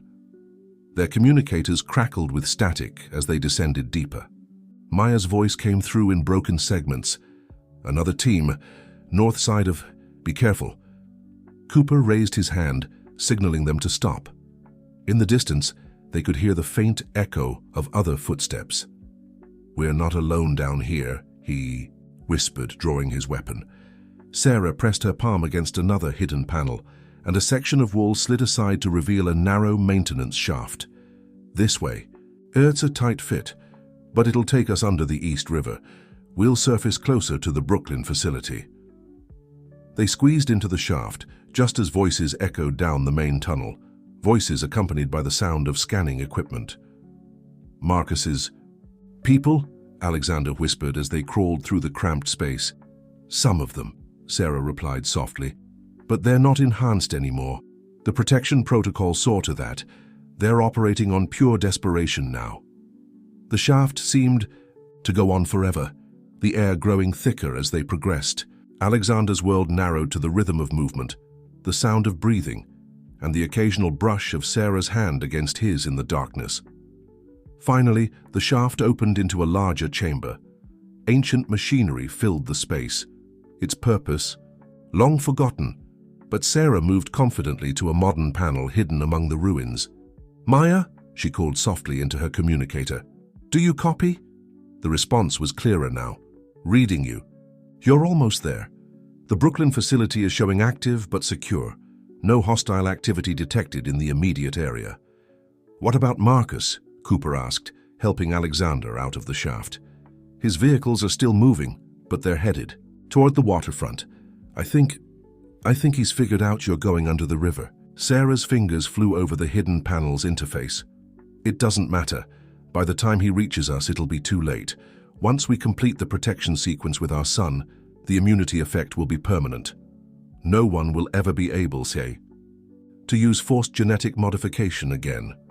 The chamber suddenly hummed with power, and sections of the floor began to move, revealing a sleek elevator platform.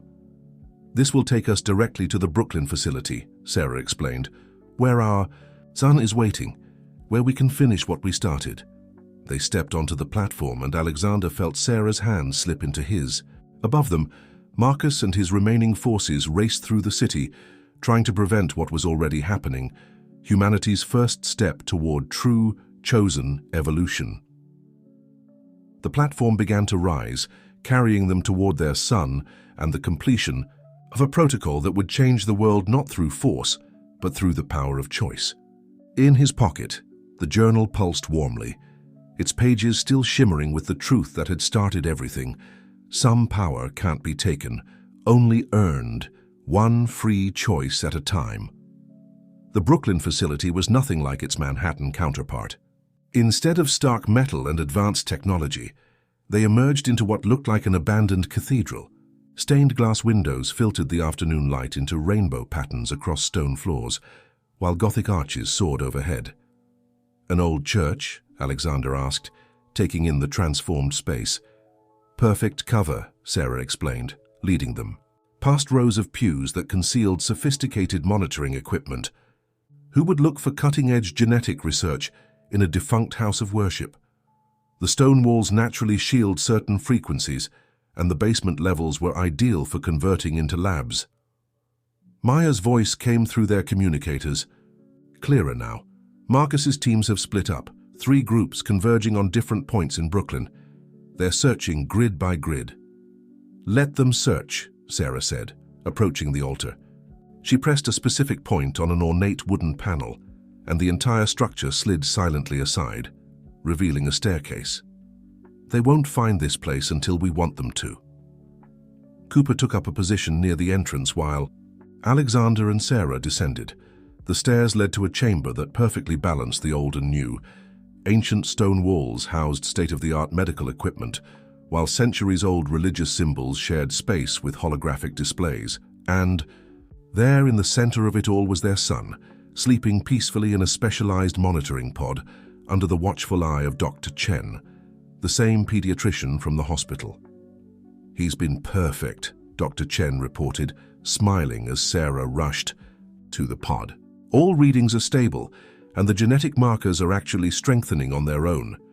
Alexander joined them, placing his hand on the pod's clear surface. "You knew," he said to Dr. Chen, "at the hospital. You were part of this all along."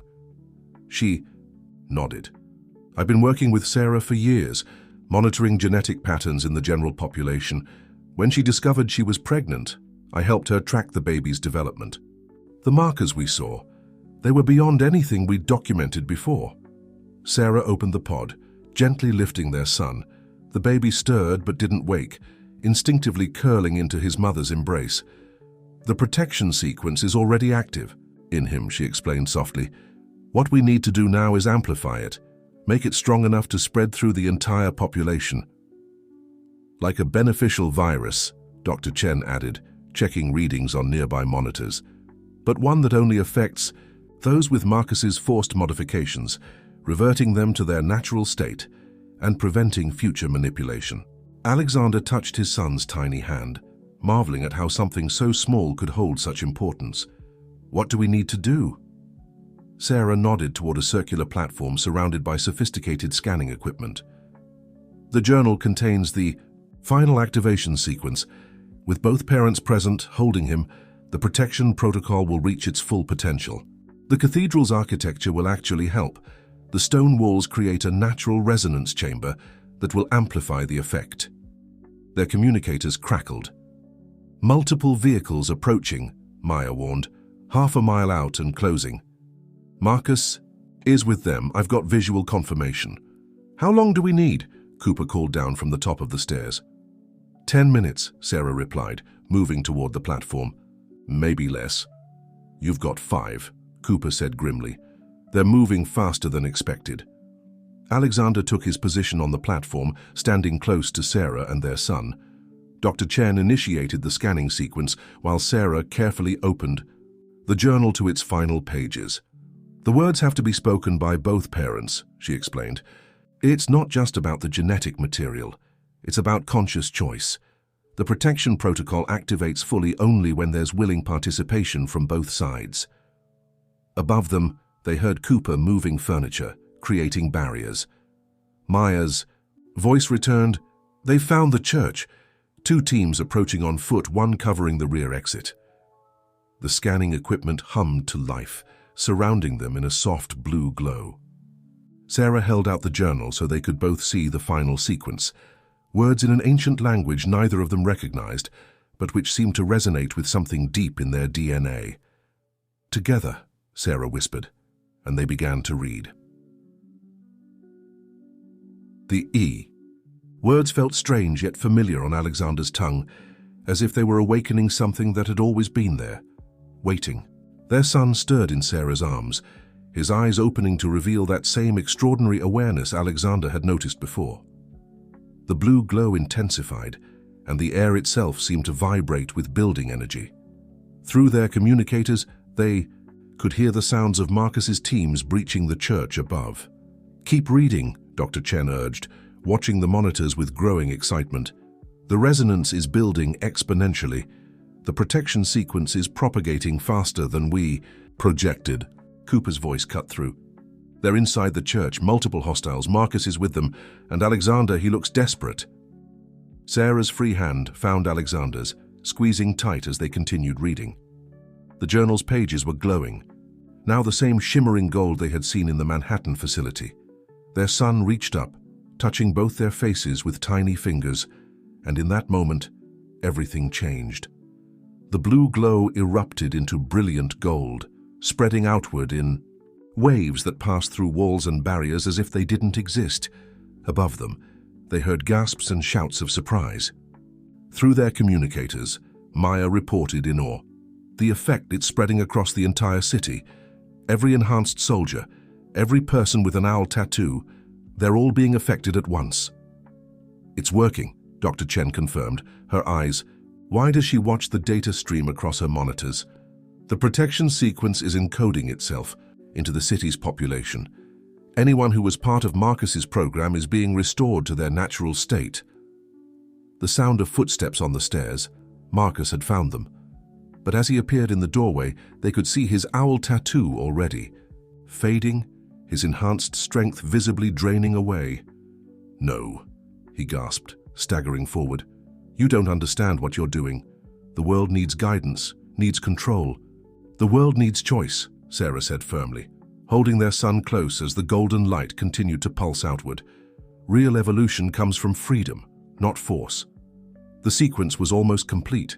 Through their joined hands, Alexander could feel the power of what they had created. Not a weapon or a tool of control, but a shield, a protection for humanity's right to choose its own path forward. Marcus fell to his knees, his carefully engineered enhancements unraveling strand by strand. Behind him, his soldiers were experiencing the same transformation, their forced evolution giving way to natural potential. The final words of the sequence hung in the air like chimes, and their son laughed, a sound of pure joy that seemed to carry the promise of a future where evolution would come not through manipulation and control, but through choice, love, and the natural unfolding of human potential. The golden light began to fade, leaving behind an atmosphere charged with possibility. Marcus remained on his knees, his face a mask of disbelief as he stared at his hands. Hands that now held only normal human strength.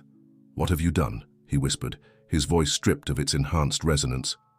"We've restored the natural order," Sarah replied, cradling their still laughing son. "Every person you enhanced, every unwitting subject you prepared through the water supply, they're all returning to their true selves, and they'll be immune to any future attempts at forced evolution." Dr. Chen's monitors continued to stream data, showing the protection sequence spreading beyond Brooklyn, beyond New York, following the paths Marcus's program had already established. "The reversal is permanent," she confirmed, studying the readings. "And it's not just affecting current subjects. The immunity is being coded into their DNA, passing to future generations. No one will ever be able to force genetic manipulation on an unwilling subject again."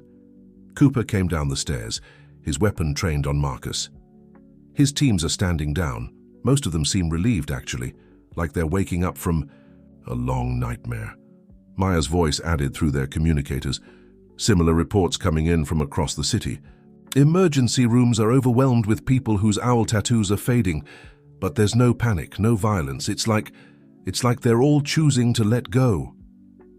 Alexander moved closer to Marcus, seeing not the desperate man who had tried to control humanity's evolution, but the brilliant scientist he had once been. "You were right about one thing," Alexander said softly. "Humanity is ready for the next step. But it has to be a step we choose to take together, not one forced upon us." Marcus looked up, tears streaming down his face. I thought I could make it happen faster, better. I thought control was the answer." "Control is never the answer," Sarah said, her voice gentle despite everything Marcus had done. "Real evolution comes from choice, from the natural interaction of free will and potential. Our son proves that." As if understanding his role in this moment, the baby reached toward Marcus with tiny fingers. The gesture held no judgment, no condemnation, only the simple acceptance that children offer so freely. "The protection sequence," Dr. Chen explained, still monitoring its spread, "it doesn't just prevent forced evolution, it creates a foundation for natural growth. Each generation will have the potential to advance, to develop new capabilities, but only through their own choices and effort." Cooper's communicator crackled with Elizabeth's voice. "Government response teams are securing the area. The right ones this time. And Alexander, your company's board is meeting in emergency session. The Athena Group's financial network is unraveling as fast as their genetic modifications." Marcus slumped further, decades of work dissolving around him. "Everything I built can be rebuilt," Alexander finished. "But this time, in service of natural evolution, not controlled manipulation. Your brilliance doesn't have to be lost, Marcus, just redirected. Sarah stepped forward, their son still reaching toward his former adversary. The choice is yours now, just like it should have been all along. Help us understand the natural patterns of evolution. Help us support humanity's growth without trying to control it. Through their communicators, they could hear the sounds of the city returning to normal. Maya's updates painted a picture of a population awakening to new possibilities, not through forced enhancement, but through the recognition of their own natural potential. Dr. Chen's monitors showed the protection sequence achieving full integration, its coding becoming part of humanity's collective genetic heritage. Future generations would carry not just the immunity to forced evolution, but the potential for natural advancement. The threshold has been reached, she announced. The sequence is self-sustaining now. Even if someone managed to create new enhancement techniques, they wouldn't work, Sarah finished. Not unless every subject actively chose to participate. Free will is now coded into the very process of human evolution. Alexander looked at his son, seeing in those remarkable eyes the future they had helped secure, a future where advancement would come through choice, understanding, and the natural unfolding of human potential. The baby laughed again, a sound that seemed to carry both joy and promise. In that moment, as golden light lingered in the air and the city pulsed with renewed natural energy, they all understood. Humanity's next great leap forward would not be forced or controlled, but chosen, one free decision at a time. The following days unfolded in a whirlwind of activity. The Brooklyn Cathedral, its secret now revealed, became a temporary command center for managing the global impact of the protection sequence. Sarah and Dr. Chen worked tirelessly with international medical teams, helping them understand and monitor the changes rippling through the population. Alexander stood at one of the restored stained glass windows, watching the sunrise paint the city in fresh colors. Behind him, the former sanctuary hummed with purposeful energy as researchers and medical professionals coordinated their efforts. "The latest reports are encouraging," Elizabeth said, joining him at the window. "The protection sequence has reached every corner of Marcus's network. Even his most remote operations are shutting down as their enhanced subjects return to normal." "And the subjects themselves?" "Adapting remarkably well. The natural genetic restoration seems to come with a kind of peace, as if their bodies and minds are grateful to return to their authentic state." Maya's voice called from her workstation. "Alexander, you should see this." She pulled up multiple news feeds on the main display. Stock markets worldwide are responding to the Athena Group's collapse. But look at the pattern. The financial data showed something unexpected. Instead of chaos, the markets were stabilizing around new configurations. Companies previously controlled by the Athena Group were reorganizing under transparent leadership. "The financial world is healing itself," Cooper observed, studying the numbers. "Just like the enhanced subjects." Sarah approached, their son sleeping peacefully in her arms. "It makes sense. The protection sequence doesn't just affect biology, it restores natural patterns, including economic ones." Dr. Chen's monitors beeped with incoming data. "The genetic markers in the general population are fascinating," she reported. "Everyone affected by Marcus's program isn't just returning to normal, they're showing increased potential for natural evolution. As if the experience of being enhanced has awakened something dormant in their DNA. Not awakened, Sarah corrected gently. Freed. The potential was always there. Marcus's interference just showed us where to look for it." Alexander touched his son's tiny hand, marveling at how someone so small could catalyze such massive change. "And now?"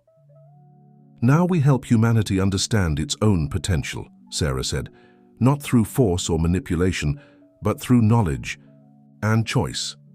The cathedral's main doors opened, admitting Marcus. He looked different now, humbled but also somehow lighter. The burden of his obsession had lifted, leaving behind the scientist he'd been before power corrupted his vision. "The key. Venice archives are secure," he reported. "My former associates tried to access them, but the protection sequence reached there first. Everything I built, it's over." Not over, Sarah said firmly. Transformed. Your research doesn't have to end, Marcus. Just change. Direction. He looked at her with tired eyes. You want me to help after everything I did? We want you to remember who you were, Alexander replied, the scientist who first discovered humanity's hidden potential before you tried to control it. Elizabeth stepped forward. My contacts in the government are offering amnesty. In exchange, for your help understanding the natural evolution process. No more forced enhancements, no more control. Just pure research. Marcus's gaze fell on the sleeping baby. He's remarkable. Even without enhancements, his natural potential. I've never seen anything like it. Because he represents true evolution, Dr. Chen explained, the next step humanity will take when it's ready. Not forced, not controlled, but chosen. The morning light strengthened, streaming through the stained glass in brilliant patterns. Outside, the city was awakening to a new reality, one where every person's potential would unfold naturally, guided by their own choices. Maya's screens showed the protection sequence continuing its work, not just reversing Marcus's modifications, but laying the groundwork for humanity's natural advancement. Each person affected became a carrier of this new potential, passing it to future generations. We'll need to establish monitoring protocols, Sarah said, her scientific mind already working on next steps. Help people understand the changes they might experience as natural evolution takes its course, and protect them from anyone else who might try to force the process, Cooper added. Alexander watched his son stir and wake, those extraordinary eyes taking in the world with unbridled curiosity. He'll never be alone in this, he realized. Every child born from now on will carry the same potential, the same freedom to choose their own path forward. Sarah smiled, seeing the same truth. That's the real gift of the protection sequence, not just preventing forced evolution, but ensuring that every future step humanity takes will be its own choice. The cathedral, once a place of hidden research and desperate plans, now felt more like its original purpose, a sanctuary. But not just for prayer or contemplation, a sanctuary for humanity's potential, protected and preserved for future generations to explore in their own time, in their own way. Through the stained glass, the morning sun continued to rise, painting the future in colors of hope and possibility. 1 month later, the cathedral had transformed again. The emergency command center had evolved into a research facility dedicated to understanding and supporting natural human evolution. The pews remained, but now they hosted scientists, researchers, and medical professionals sharing discoveries and insights. Alexander sat in his usual spot by the window, reviewing reports from around the world. Each day brought new data about how the protection sequence was affecting different populations, all pointing to the same conclusion. Humanity was beginning to explore its natural potential in ways no one had anticipated. The latest findings from Asia are fascinating, Dr. Chen said, joining him with a tablet full of data. Children born to parents affected by the sequence are showing remarkable developmental patterns, not enhanced or modified, just optimized, as if their DNA knows exactly how to express their natural potential. Sarah looked up from her workstation, where she had been analyzing genetic samples. It's like watching evolution in real time, but completely natural. Each child born carries the potential for advancement, but their development follows their own unique path. Their son, now growing stronger every day, played contentedly in a specially designed observation area. Other children were there too, babies born to former enhanced subjects, all showing similar signs of natural optimization. The financial reconstruction is proceeding better than expected, Maya called from her station. She had officially joined their team, her technical expertise proving invaluable. The markets have found a new equilibrium. It's like the whole system is healing itself, becoming more resistant to manipulation. Cooper, who had transitioned from detective to security director for the new facility, entered with Elizabeth. The last of Marcus's former network has been dismantled, he reported. Those who tried to maintain the enhancement program found their efforts automatically reversing. The protection sequence isn't just passive, it actively prevents any attempt at forced evolution. Speaking of Marcus, Elizabeth added, his work with our research team is showing promise. He's finally understanding the difference between controlling evolution and supporting it. As if on cue, Marcus emerged from one of the research labs, his face animated with genuine excitement. "You need to see this," he said, holding up a tablet. "We've identified the mechanism that allows the protection sequence to distinguish between natural and forced genetic changes. It's brilliant in its simplicity." Sarah joined them, examining the data. "The sequence doesn't just block modifications," she observed. "It actually enhances the body's natural ability to optimize its own genetic expression." "Exactly," Marcus agreed. "It's not fighting against enhancement. It's supporting the body's natural drive to evolve, but only when that evolution comes from within, not from external force." Alexander watched their son playing, seeing in his natural movements and curious expressions the future they had helped secure. Other parents visited the facility daily, bringing their children for observation and support, all part of humanity's first steps toward understanding its own evolutionary potential. "We've received requests from medical centers worldwide," Dr. Chen reported, scrolling through her messages. "They want to establish satellite facilities, create a network for monitoring and supporting natural evolution." "As long as the research remains transparent," Elizabeth cautioned, "no more hidden labs or secret experiments. Everything in the open, where it can be properly understood and ethically managed." Sarah picked up their son, who reached immediately for the tablet displaying the genetic data, as if already drawn to understanding his own nature. "That's the key difference now," she said softly. "No more secrets, no more control. Just humanity, learning to understand and embrace its own potential." "And what potential it is," Marcus added, his former obsession with control replaced by genuine wonder.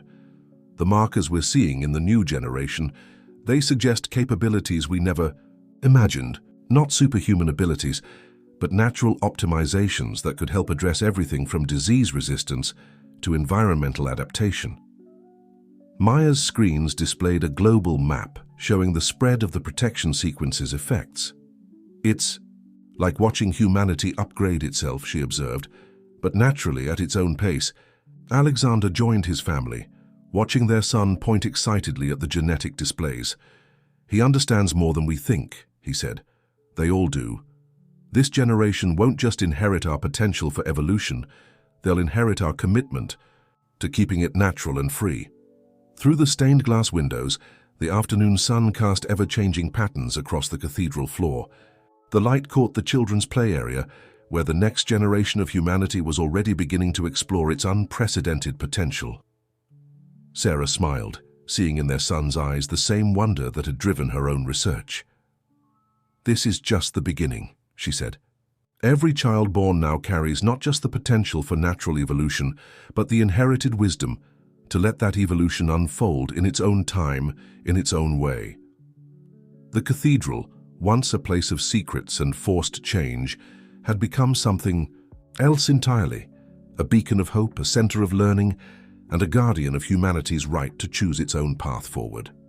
In the laughter of children and the dedication of researchers, in the collaboration of former enemies and the wonder of new discoveries, the future was already unfolding, one natural step at a time. 6 months after the activation of the protection sequence, the Cathedral Research Center had become a global hub for studying natural human evolution. The Gothic architecture now housed cutting-edge laboratories, while the ancient stone walls contained the most advanced monitoring equipment available. Sarah stood in what had once been the choir loft, now converted into an observation deck overlooking the main research floor. Below, their son played with other children in a specially designed interactive learning space, each of them showing remarkable but naturally developing abilities. "The latest data is extraordinary," Dr. Chen said, joining her with a new batch of reports. "The children aren't just developing faster or stronger, they're developing more efficiently. It's as if their DNA has learned to express itself in the most optimal way possible." Alexander entered through the renovated side entrance, returning from a meeting with international research partners. The European facilities are reporting similar findings, he announced. Natural evolution is accelerating, but not in the way Marcus tried to force it. It's more elegant. That's because it's following the path it was always meant to take, Sarah replied, watching their son solve a complex puzzle designed for much older children. We didn't create this potential. We just removed the barriers preventing it from emerging naturally. Maya's voice came through the facility's communication system, her tone excited. You should see the global data patterns. The protection sequence isn't just preventing forced modifications anymore. It's actually helping people tap into their natural genetic potential. Down in the main research area, Marcus worked alongside a team of international scientists. His obsession, with control replaced by genuine curiosity about nature's own path. The optimization patterns are fascinating, he called up to them.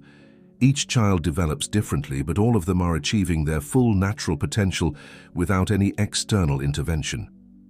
Elizabeth emerged from her office where she had been coordinating with government agencies worldwide. The official recognition is finally coming through, she announced. The UN is establishing a special commission to monitor and support natural evolution, complete transparency, ethical oversight, and most importantly, protection of individual choice. Cooper, who had been managing security for the growing network of research centers, joined them on the observation deck. The last remnants of the old Athena group have given up, he reported. They've seen the results. Natural evolution is outperforming anything they tried to force. Their son looked up at that moment, waving excitedly. He had just completed another puzzle, this one involving pattern recognition that would challenge most adults. But there was nothing forced or artificial about his achievement, just the natural expression of human potential, finally free to develop on its own. We're seeing similar accelerated development in adults who were affected by the protection sequence, Dr. Chen noted, reviewing her data. Not enhanced abilities, but optimized natural ones, better immune responses, more efficient cellular repair, improved cognitive processing, all emerging naturally as their bodies adjust to their restored genetic state. Sarah smiled, remembering the desperate race that had led them here. The sequence didn't just protect humanity from forced evolution, it showed us what we could achieve on our own. And what we can achieve together, Alexander added, watching. Their son now helping another child with a challenging task. The cooperation we're seeing, the way these children naturally support each other's development.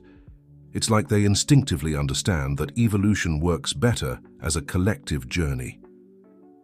Maya's screens displayed a global map showing the spread of natural optimization patterns. It's not just isolated cases anymore. We're seeing the beginning of a genuine evolutionary leap, but one that's happening naturally, with each person and community moving at their own pace. Through the stained glass windows, the afternoon sun cast ever-changing patterns across the research floor. The light seemed to dance around the children as they played and learned, each of them unconsciously demonstrating what humanity could become when allowed to develop freely. The Venice archives have been completely integrated into our research network, Elizabeth reported. Everything Marcus discovered about the Prometheus protocol, combined with Sarah's work on natural evolution, it's creating a new understanding of human potential. An understanding that can never be weaponized or controlled, Cooper added, thanks to the protection sequence. Their son had moved to a new activity, one that involved complex three-dimensional problem solving. But what struck Sarah wasn't just his ability to work through the challenges, it was the joy with which he approached each new discovery. That's the real difference, she said softly. When evolution is natural, it doesn't just make us stronger or smarter. It makes us more fully ourselves, more human. Alexander wrapped an arm around her shoulders as they watched their son, now leading a small group of children in a collaborative exercise. Below them, researchers from around the world continued their work, studying and supporting humanity's natural emergence into its next stage of development. The cathedral, once a place of worship and later a hidden laboratory, had become something else entirely, a gateway to humanity's natural future, where every step forward would be chosen, not forced, and every new capability would emerge from the free expression of human potential. 1 year had passed since the night Alexander found a baby in the snow, and the world had changed in ways no one could have predicted. The Cathedral Research Center hosted a gathering of scientists, officials, and families from around the globe, all part of the growing network dedicated to understanding and supporting natural human evolution. Sarah stood at the podium in the main hall, presenting the latest findings to an audience that included representatives from major research institutions and international organizations. Behind her, screens displayed data that would have seemed impossible just a year ago. Natural optimization continues to exceed our expectations, she explained, gesturing to the charts. But more importantly, it's happening in harmony with individual choice and cultural diversity. Each community, each person, is finding their own path forward. In the front row, their son sat between Alexander and Dr. Chen, now a toddler, whose natural development had helped set the baseline for understanding human potential. Around him, other children from the program played quietly, each displaying remarkable but uncontrived abilities. The protection sequence has evolved beyond its original purpose, Sarah continued. It's not just preventing forced modification, it's actively supporting humanity's natural drive to improve and adapt, but always within the bounds of individual choice and ethical consideration. Marcus, now a respected member of the research team, added his perspective. What we're seeing isn't just physical or cognitive enhancement, it's a holistic optimization of human capabilities emerging naturally as each person's genetic potential unfolds. Maya's technical team had set up interactive displays around the hall, showing real-time data from research centers worldwide. The network effect is fascinating, she commented, pointing to global patterns. As more people tap into their natural potential, it seems to create an environment that supports others doing the same. Elizabeth stepped forward to address the security and ethical aspects. International protocols are now in place to protect this natural development. The UN Commission has established guidelines that ensure transparency while preserving individual autonomy. Cooper, overseeing security for the event, watched the proceedings with satisfaction. The need for protective measures had decreased as the world embraced the new paradigm of natural evolution. Fear and control had given way to understanding and support. Alexander joined Sarah at the podium for the next part of the presentation. What we're witnessing isn't just an advancement in human capability, he said. It's a transformation in how we view progress itself, not as something to be forced or controlled, but as a natural expression of human potential. Their son, listening with remarkable comprehension, smiled up at his parents. Around him, other children demonstrated their own unique developments, some showing exceptional emotional intelligence, others displaying remarkable problem-solving abilities, each following their own natural path. Dr. Chen shared the latest medical data. The optimization patterns are stable and self-regulating. We're seeing improved health outcomes, enhanced resilience, and increased adaptability, all emerging naturally without any external intervention. The cathedral's grand space, now a perfect blend of historical architecture and cutting-edge science, seemed to embody the bridge between human heritage and future potential. Sunlight streamed through the restored stained glass, creating patterns that danced across displays, showing humanity's next steps forward. But perhaps the most significant change, Sarah concluded, is in how we view ourselves and our future. The protection sequence didn't just safeguard our right to choose our own path, it showed us that our natural potential was greater than anything we tried to force.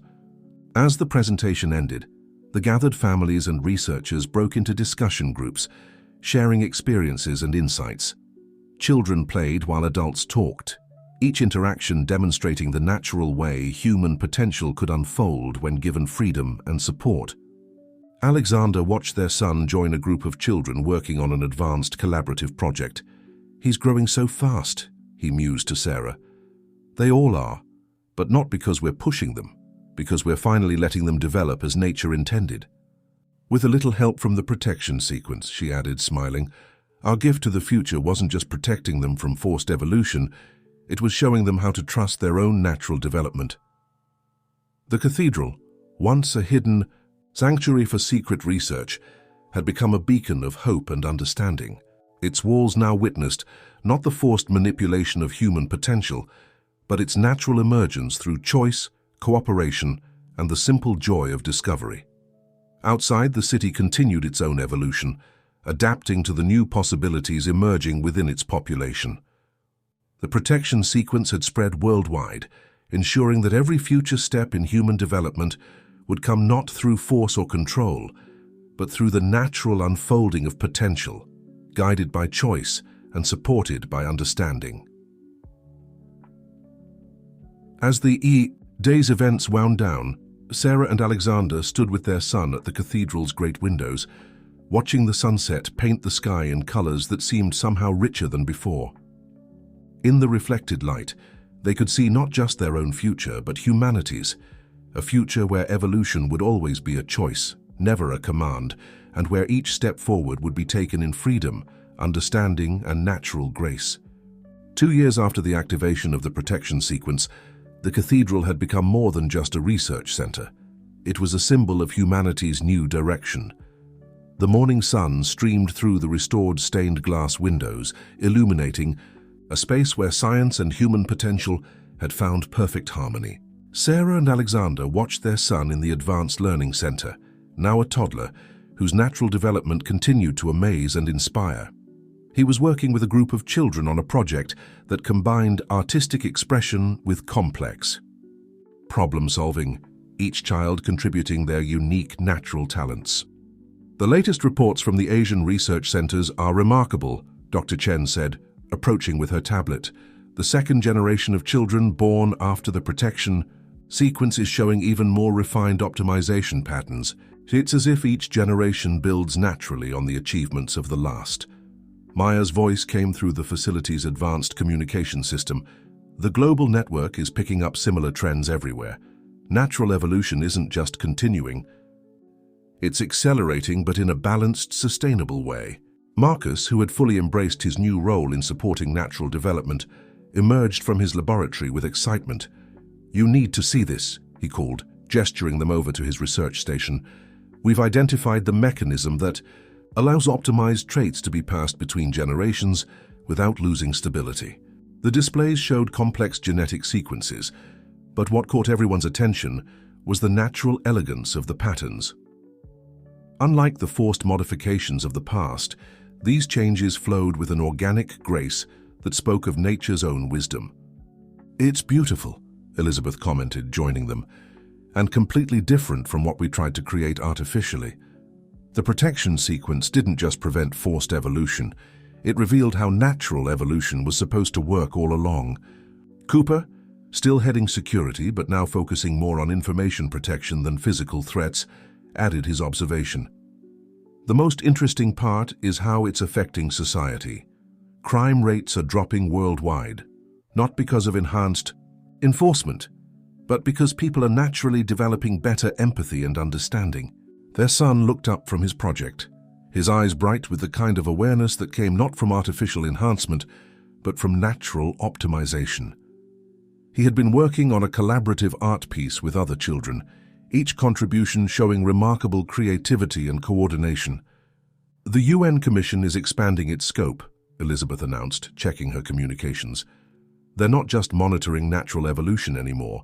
They're looking at how to restructure educational and social systems to better support these emerging capabilities."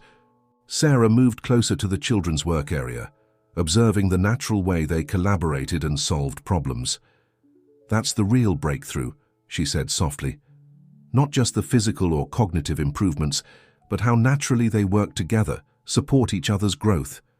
Alexander joined her, watching their son help another child with a particularly challenging aspect of their project. It's like they instinctively understand that evolution works better as a shared journey. Dr. Chen's monitors showed continuous streams of data from research centers worldwide.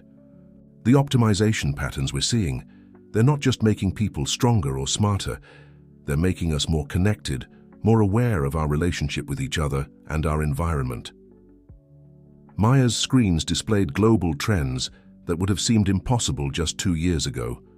"Look at these patterns," she called out. "Environmental adaptation, improved immune responses, enhanced emotional intelligence, all emerging naturally, all supporting each other." Marcus, who had once sought to control evolution, now watched the children with wonder.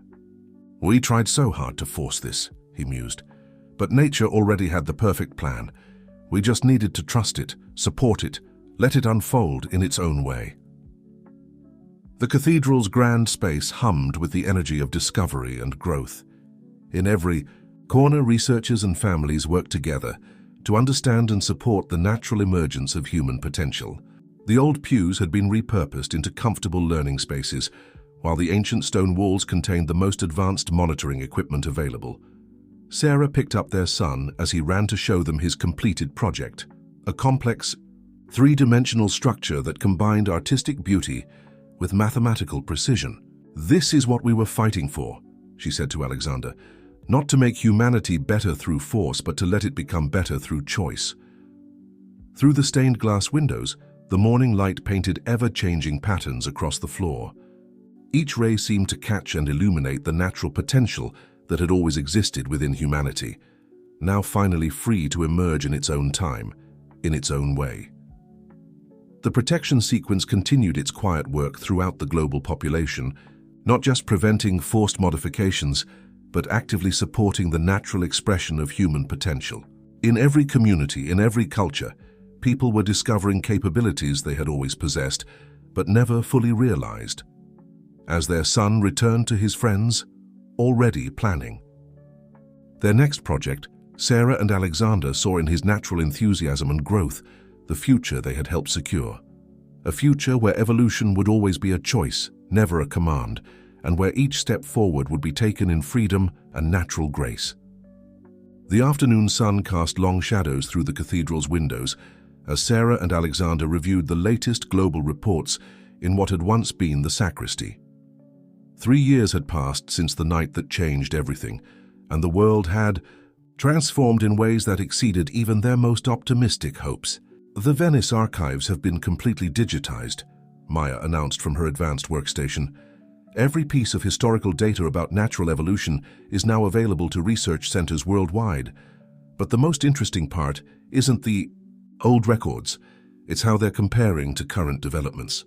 Dr. Chen approached with a holographic display showing parallel genetic sequences. "Look at this," she said, excitement clear in her voice. "The optimization patterns we're seeing now. They match ancient records of exceptional human development. It's as if we're not just evolving, we're remembering how to evolve naturally." Their son, now approaching his 4th birthday, was in the main hall with other children, engaged in activities that would have seemed impossible for their age just a few years ago. But there was nothing forced or artificial about their development. Each child progressed at their own pace, following their own interests and natural abilities. "The protection sequence has exceeded all our projections," Marcus said, joining them with his own set of data.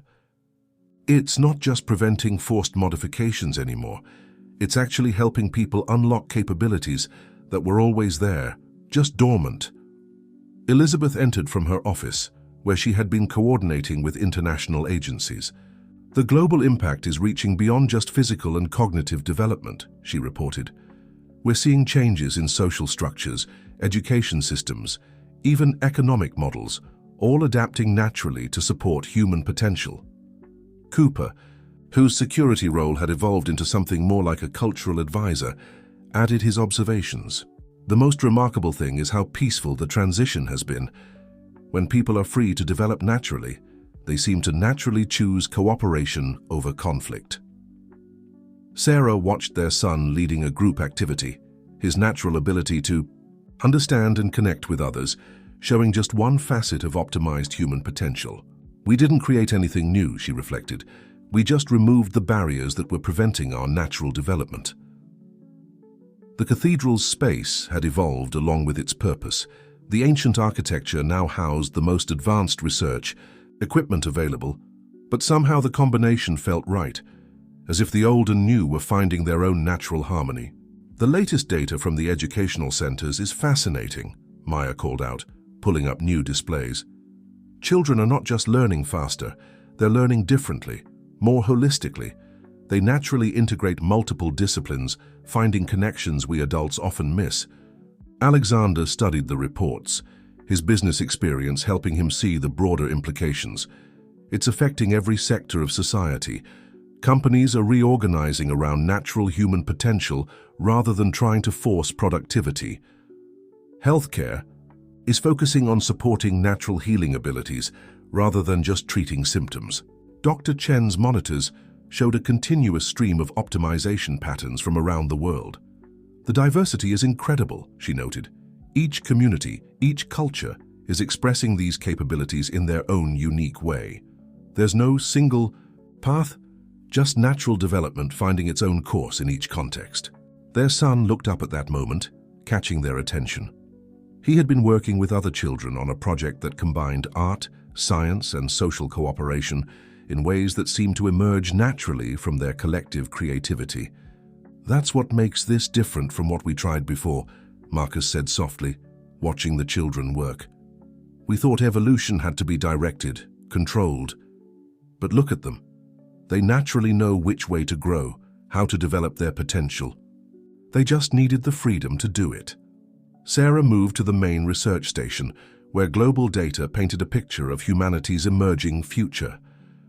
"The protection sequence didn't just safeguard us from forced evolution," she explained. "It showed us that natural evolution is far more sophisticated than anything we tried to engineer."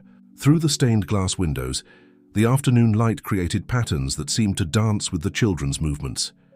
Each ray caught the natural energy and enthusiasm they brought to their discoveries, their development, their connections with each other. Elizabeth reviewed the latest reports from the UN Commission. "The international framework is adapting to support this natural development," she said. "Policies are being redesigned around the principle of supporting potential rather than trying to direct it."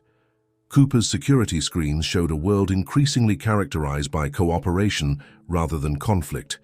"It's like watching humanity remember how to grow together," he observed. "The protection sequence didn't just prevent forced change, it reminded us of our natural capacity for positive development." Their son had moved to a new activity, naturally drawing other children into a collaborative effort that combined problem-solving with creative expression.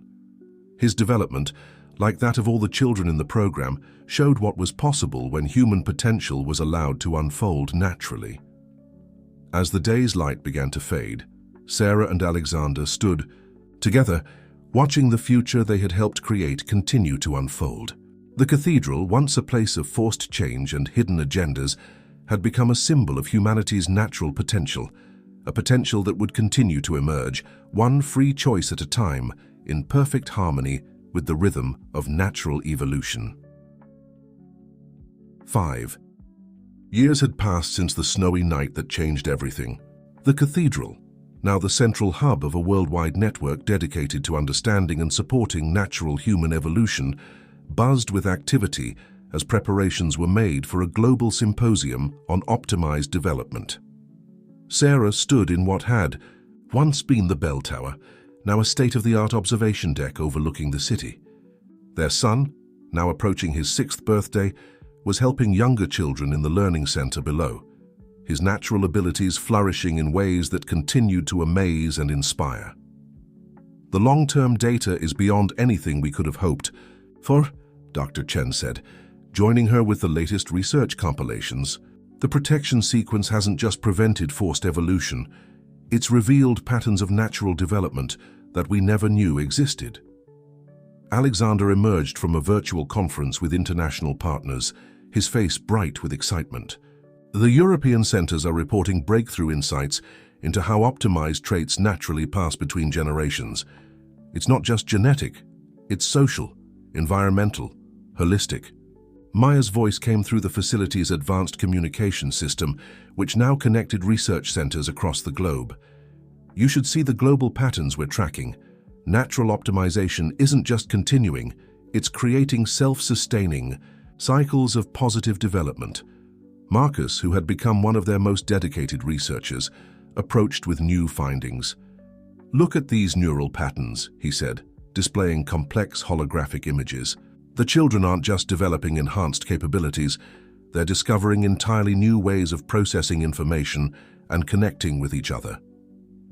Elizabeth, coordinating with the expanded UN Commission, added her perspective. "The international framework has completely transformed. Countries aren't competing to enhance their populations anymore. They're collaborating to support natural development in all communities." Their son looked up from his activity, catching Sarah's eye with a smile that carried wisdom far beyond his years.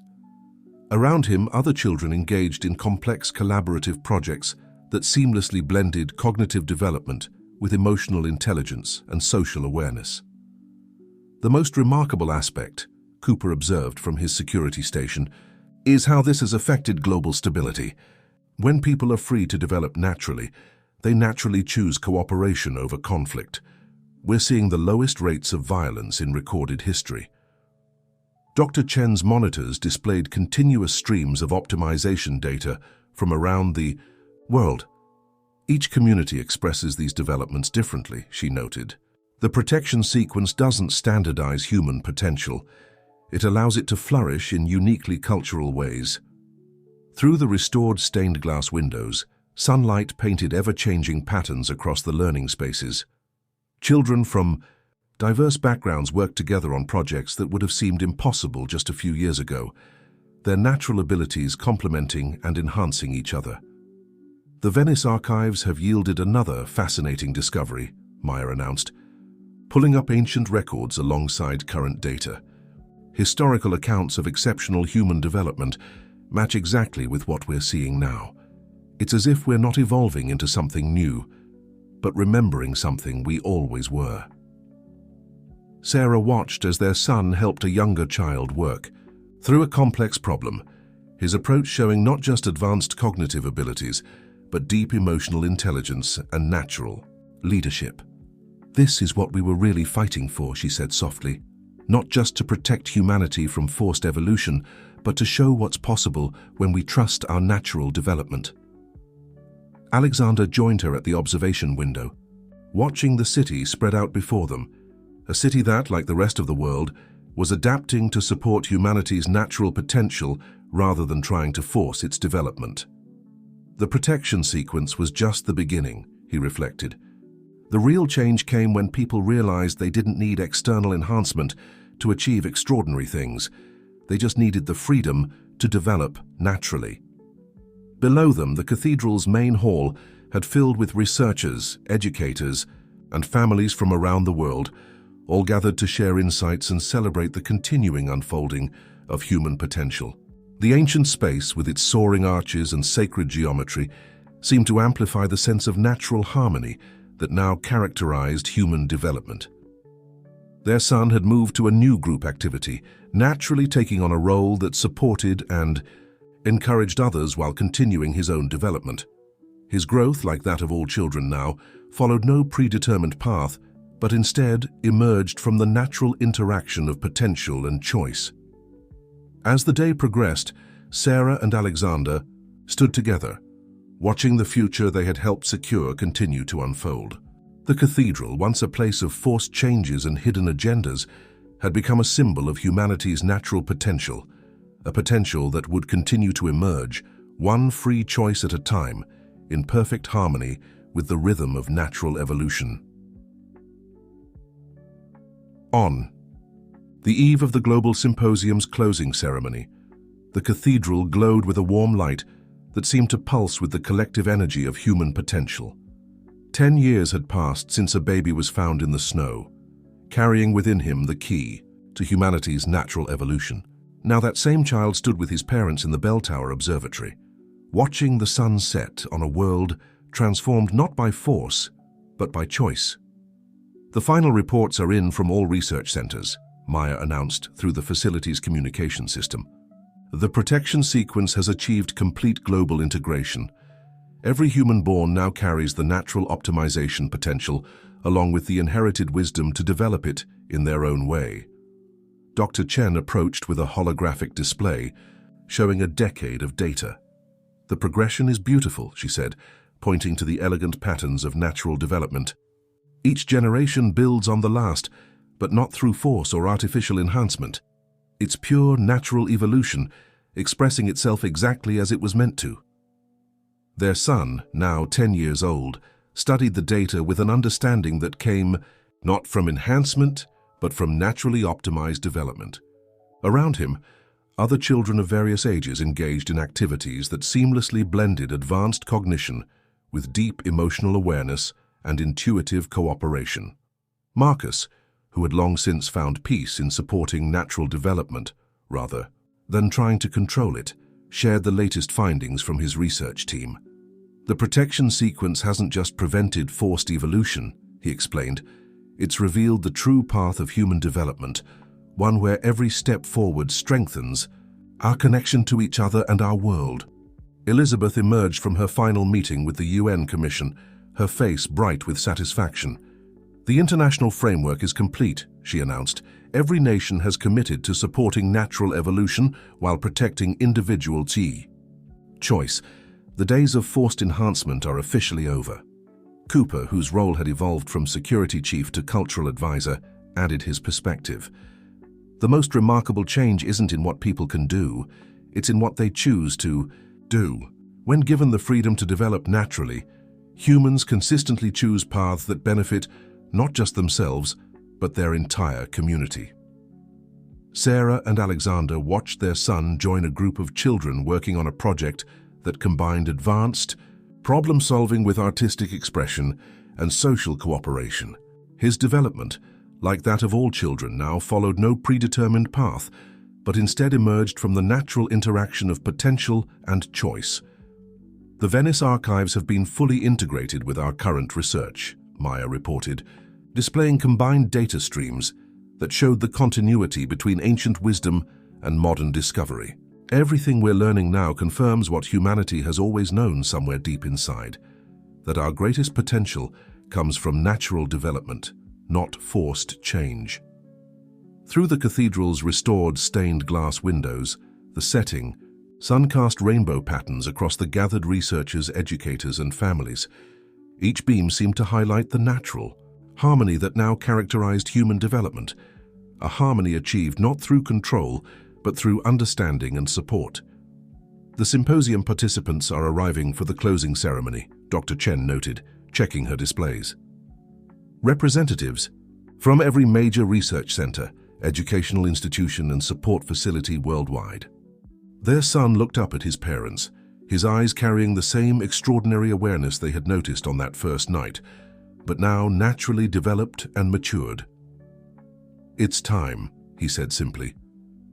Sarah and Alexander nodded, understanding what he meant. Together, they made their way down to the main hall, where the cathedral's soaring space had been prepared for the final presentation. The assembled crowd fell quiet as they approached the podium. Sarah took a moment to look out at the faces, scientists, educators, parents, and children, all part of humanity's continuing journey toward its natural potential. 10 years ago, she began, we thought we had to control evolution to move forward. We thought progress had to be forced, directed, manipulated. But what we discovered was something far more powerful, the natural wisdom encoded in every human being, waiting only for the freedom to express itself. Alexander continued, the protection sequence didn't just prevent forced modification. It reminded us of what we've always been capable of when given the choice to develop naturally. Each person, each community, finding their own path forward while supporting the development of others. Their son stepped forward then, his presence drawing everyone's attention, not through any artificial enhancement, but through the natural charisma of optimized development.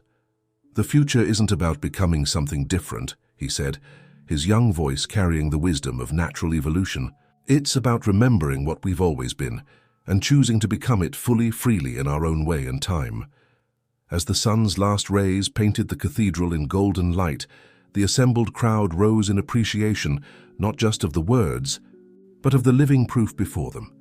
Proof that humanity's greatest achievements would come not through force or control, but through the natural unfolding of potential, guided by choice and supported by understanding. The protection sequence continued its quiet work throughout the global population, not just preventing forced modifications, but actively supporting the natural expression of human potential. In every community, in every culture, people were discovering capabilities they had always possessed, but never fully realized. And in that moment, as the cathedral filled with the combined energy of human potential and natural development, everyone present understood. This wasn't just an ending, but a beginning, the start of humanity's true evolution, guided not by force, but by choice, not by control, but by wisdom, unfolding naturally, one free decision at a time.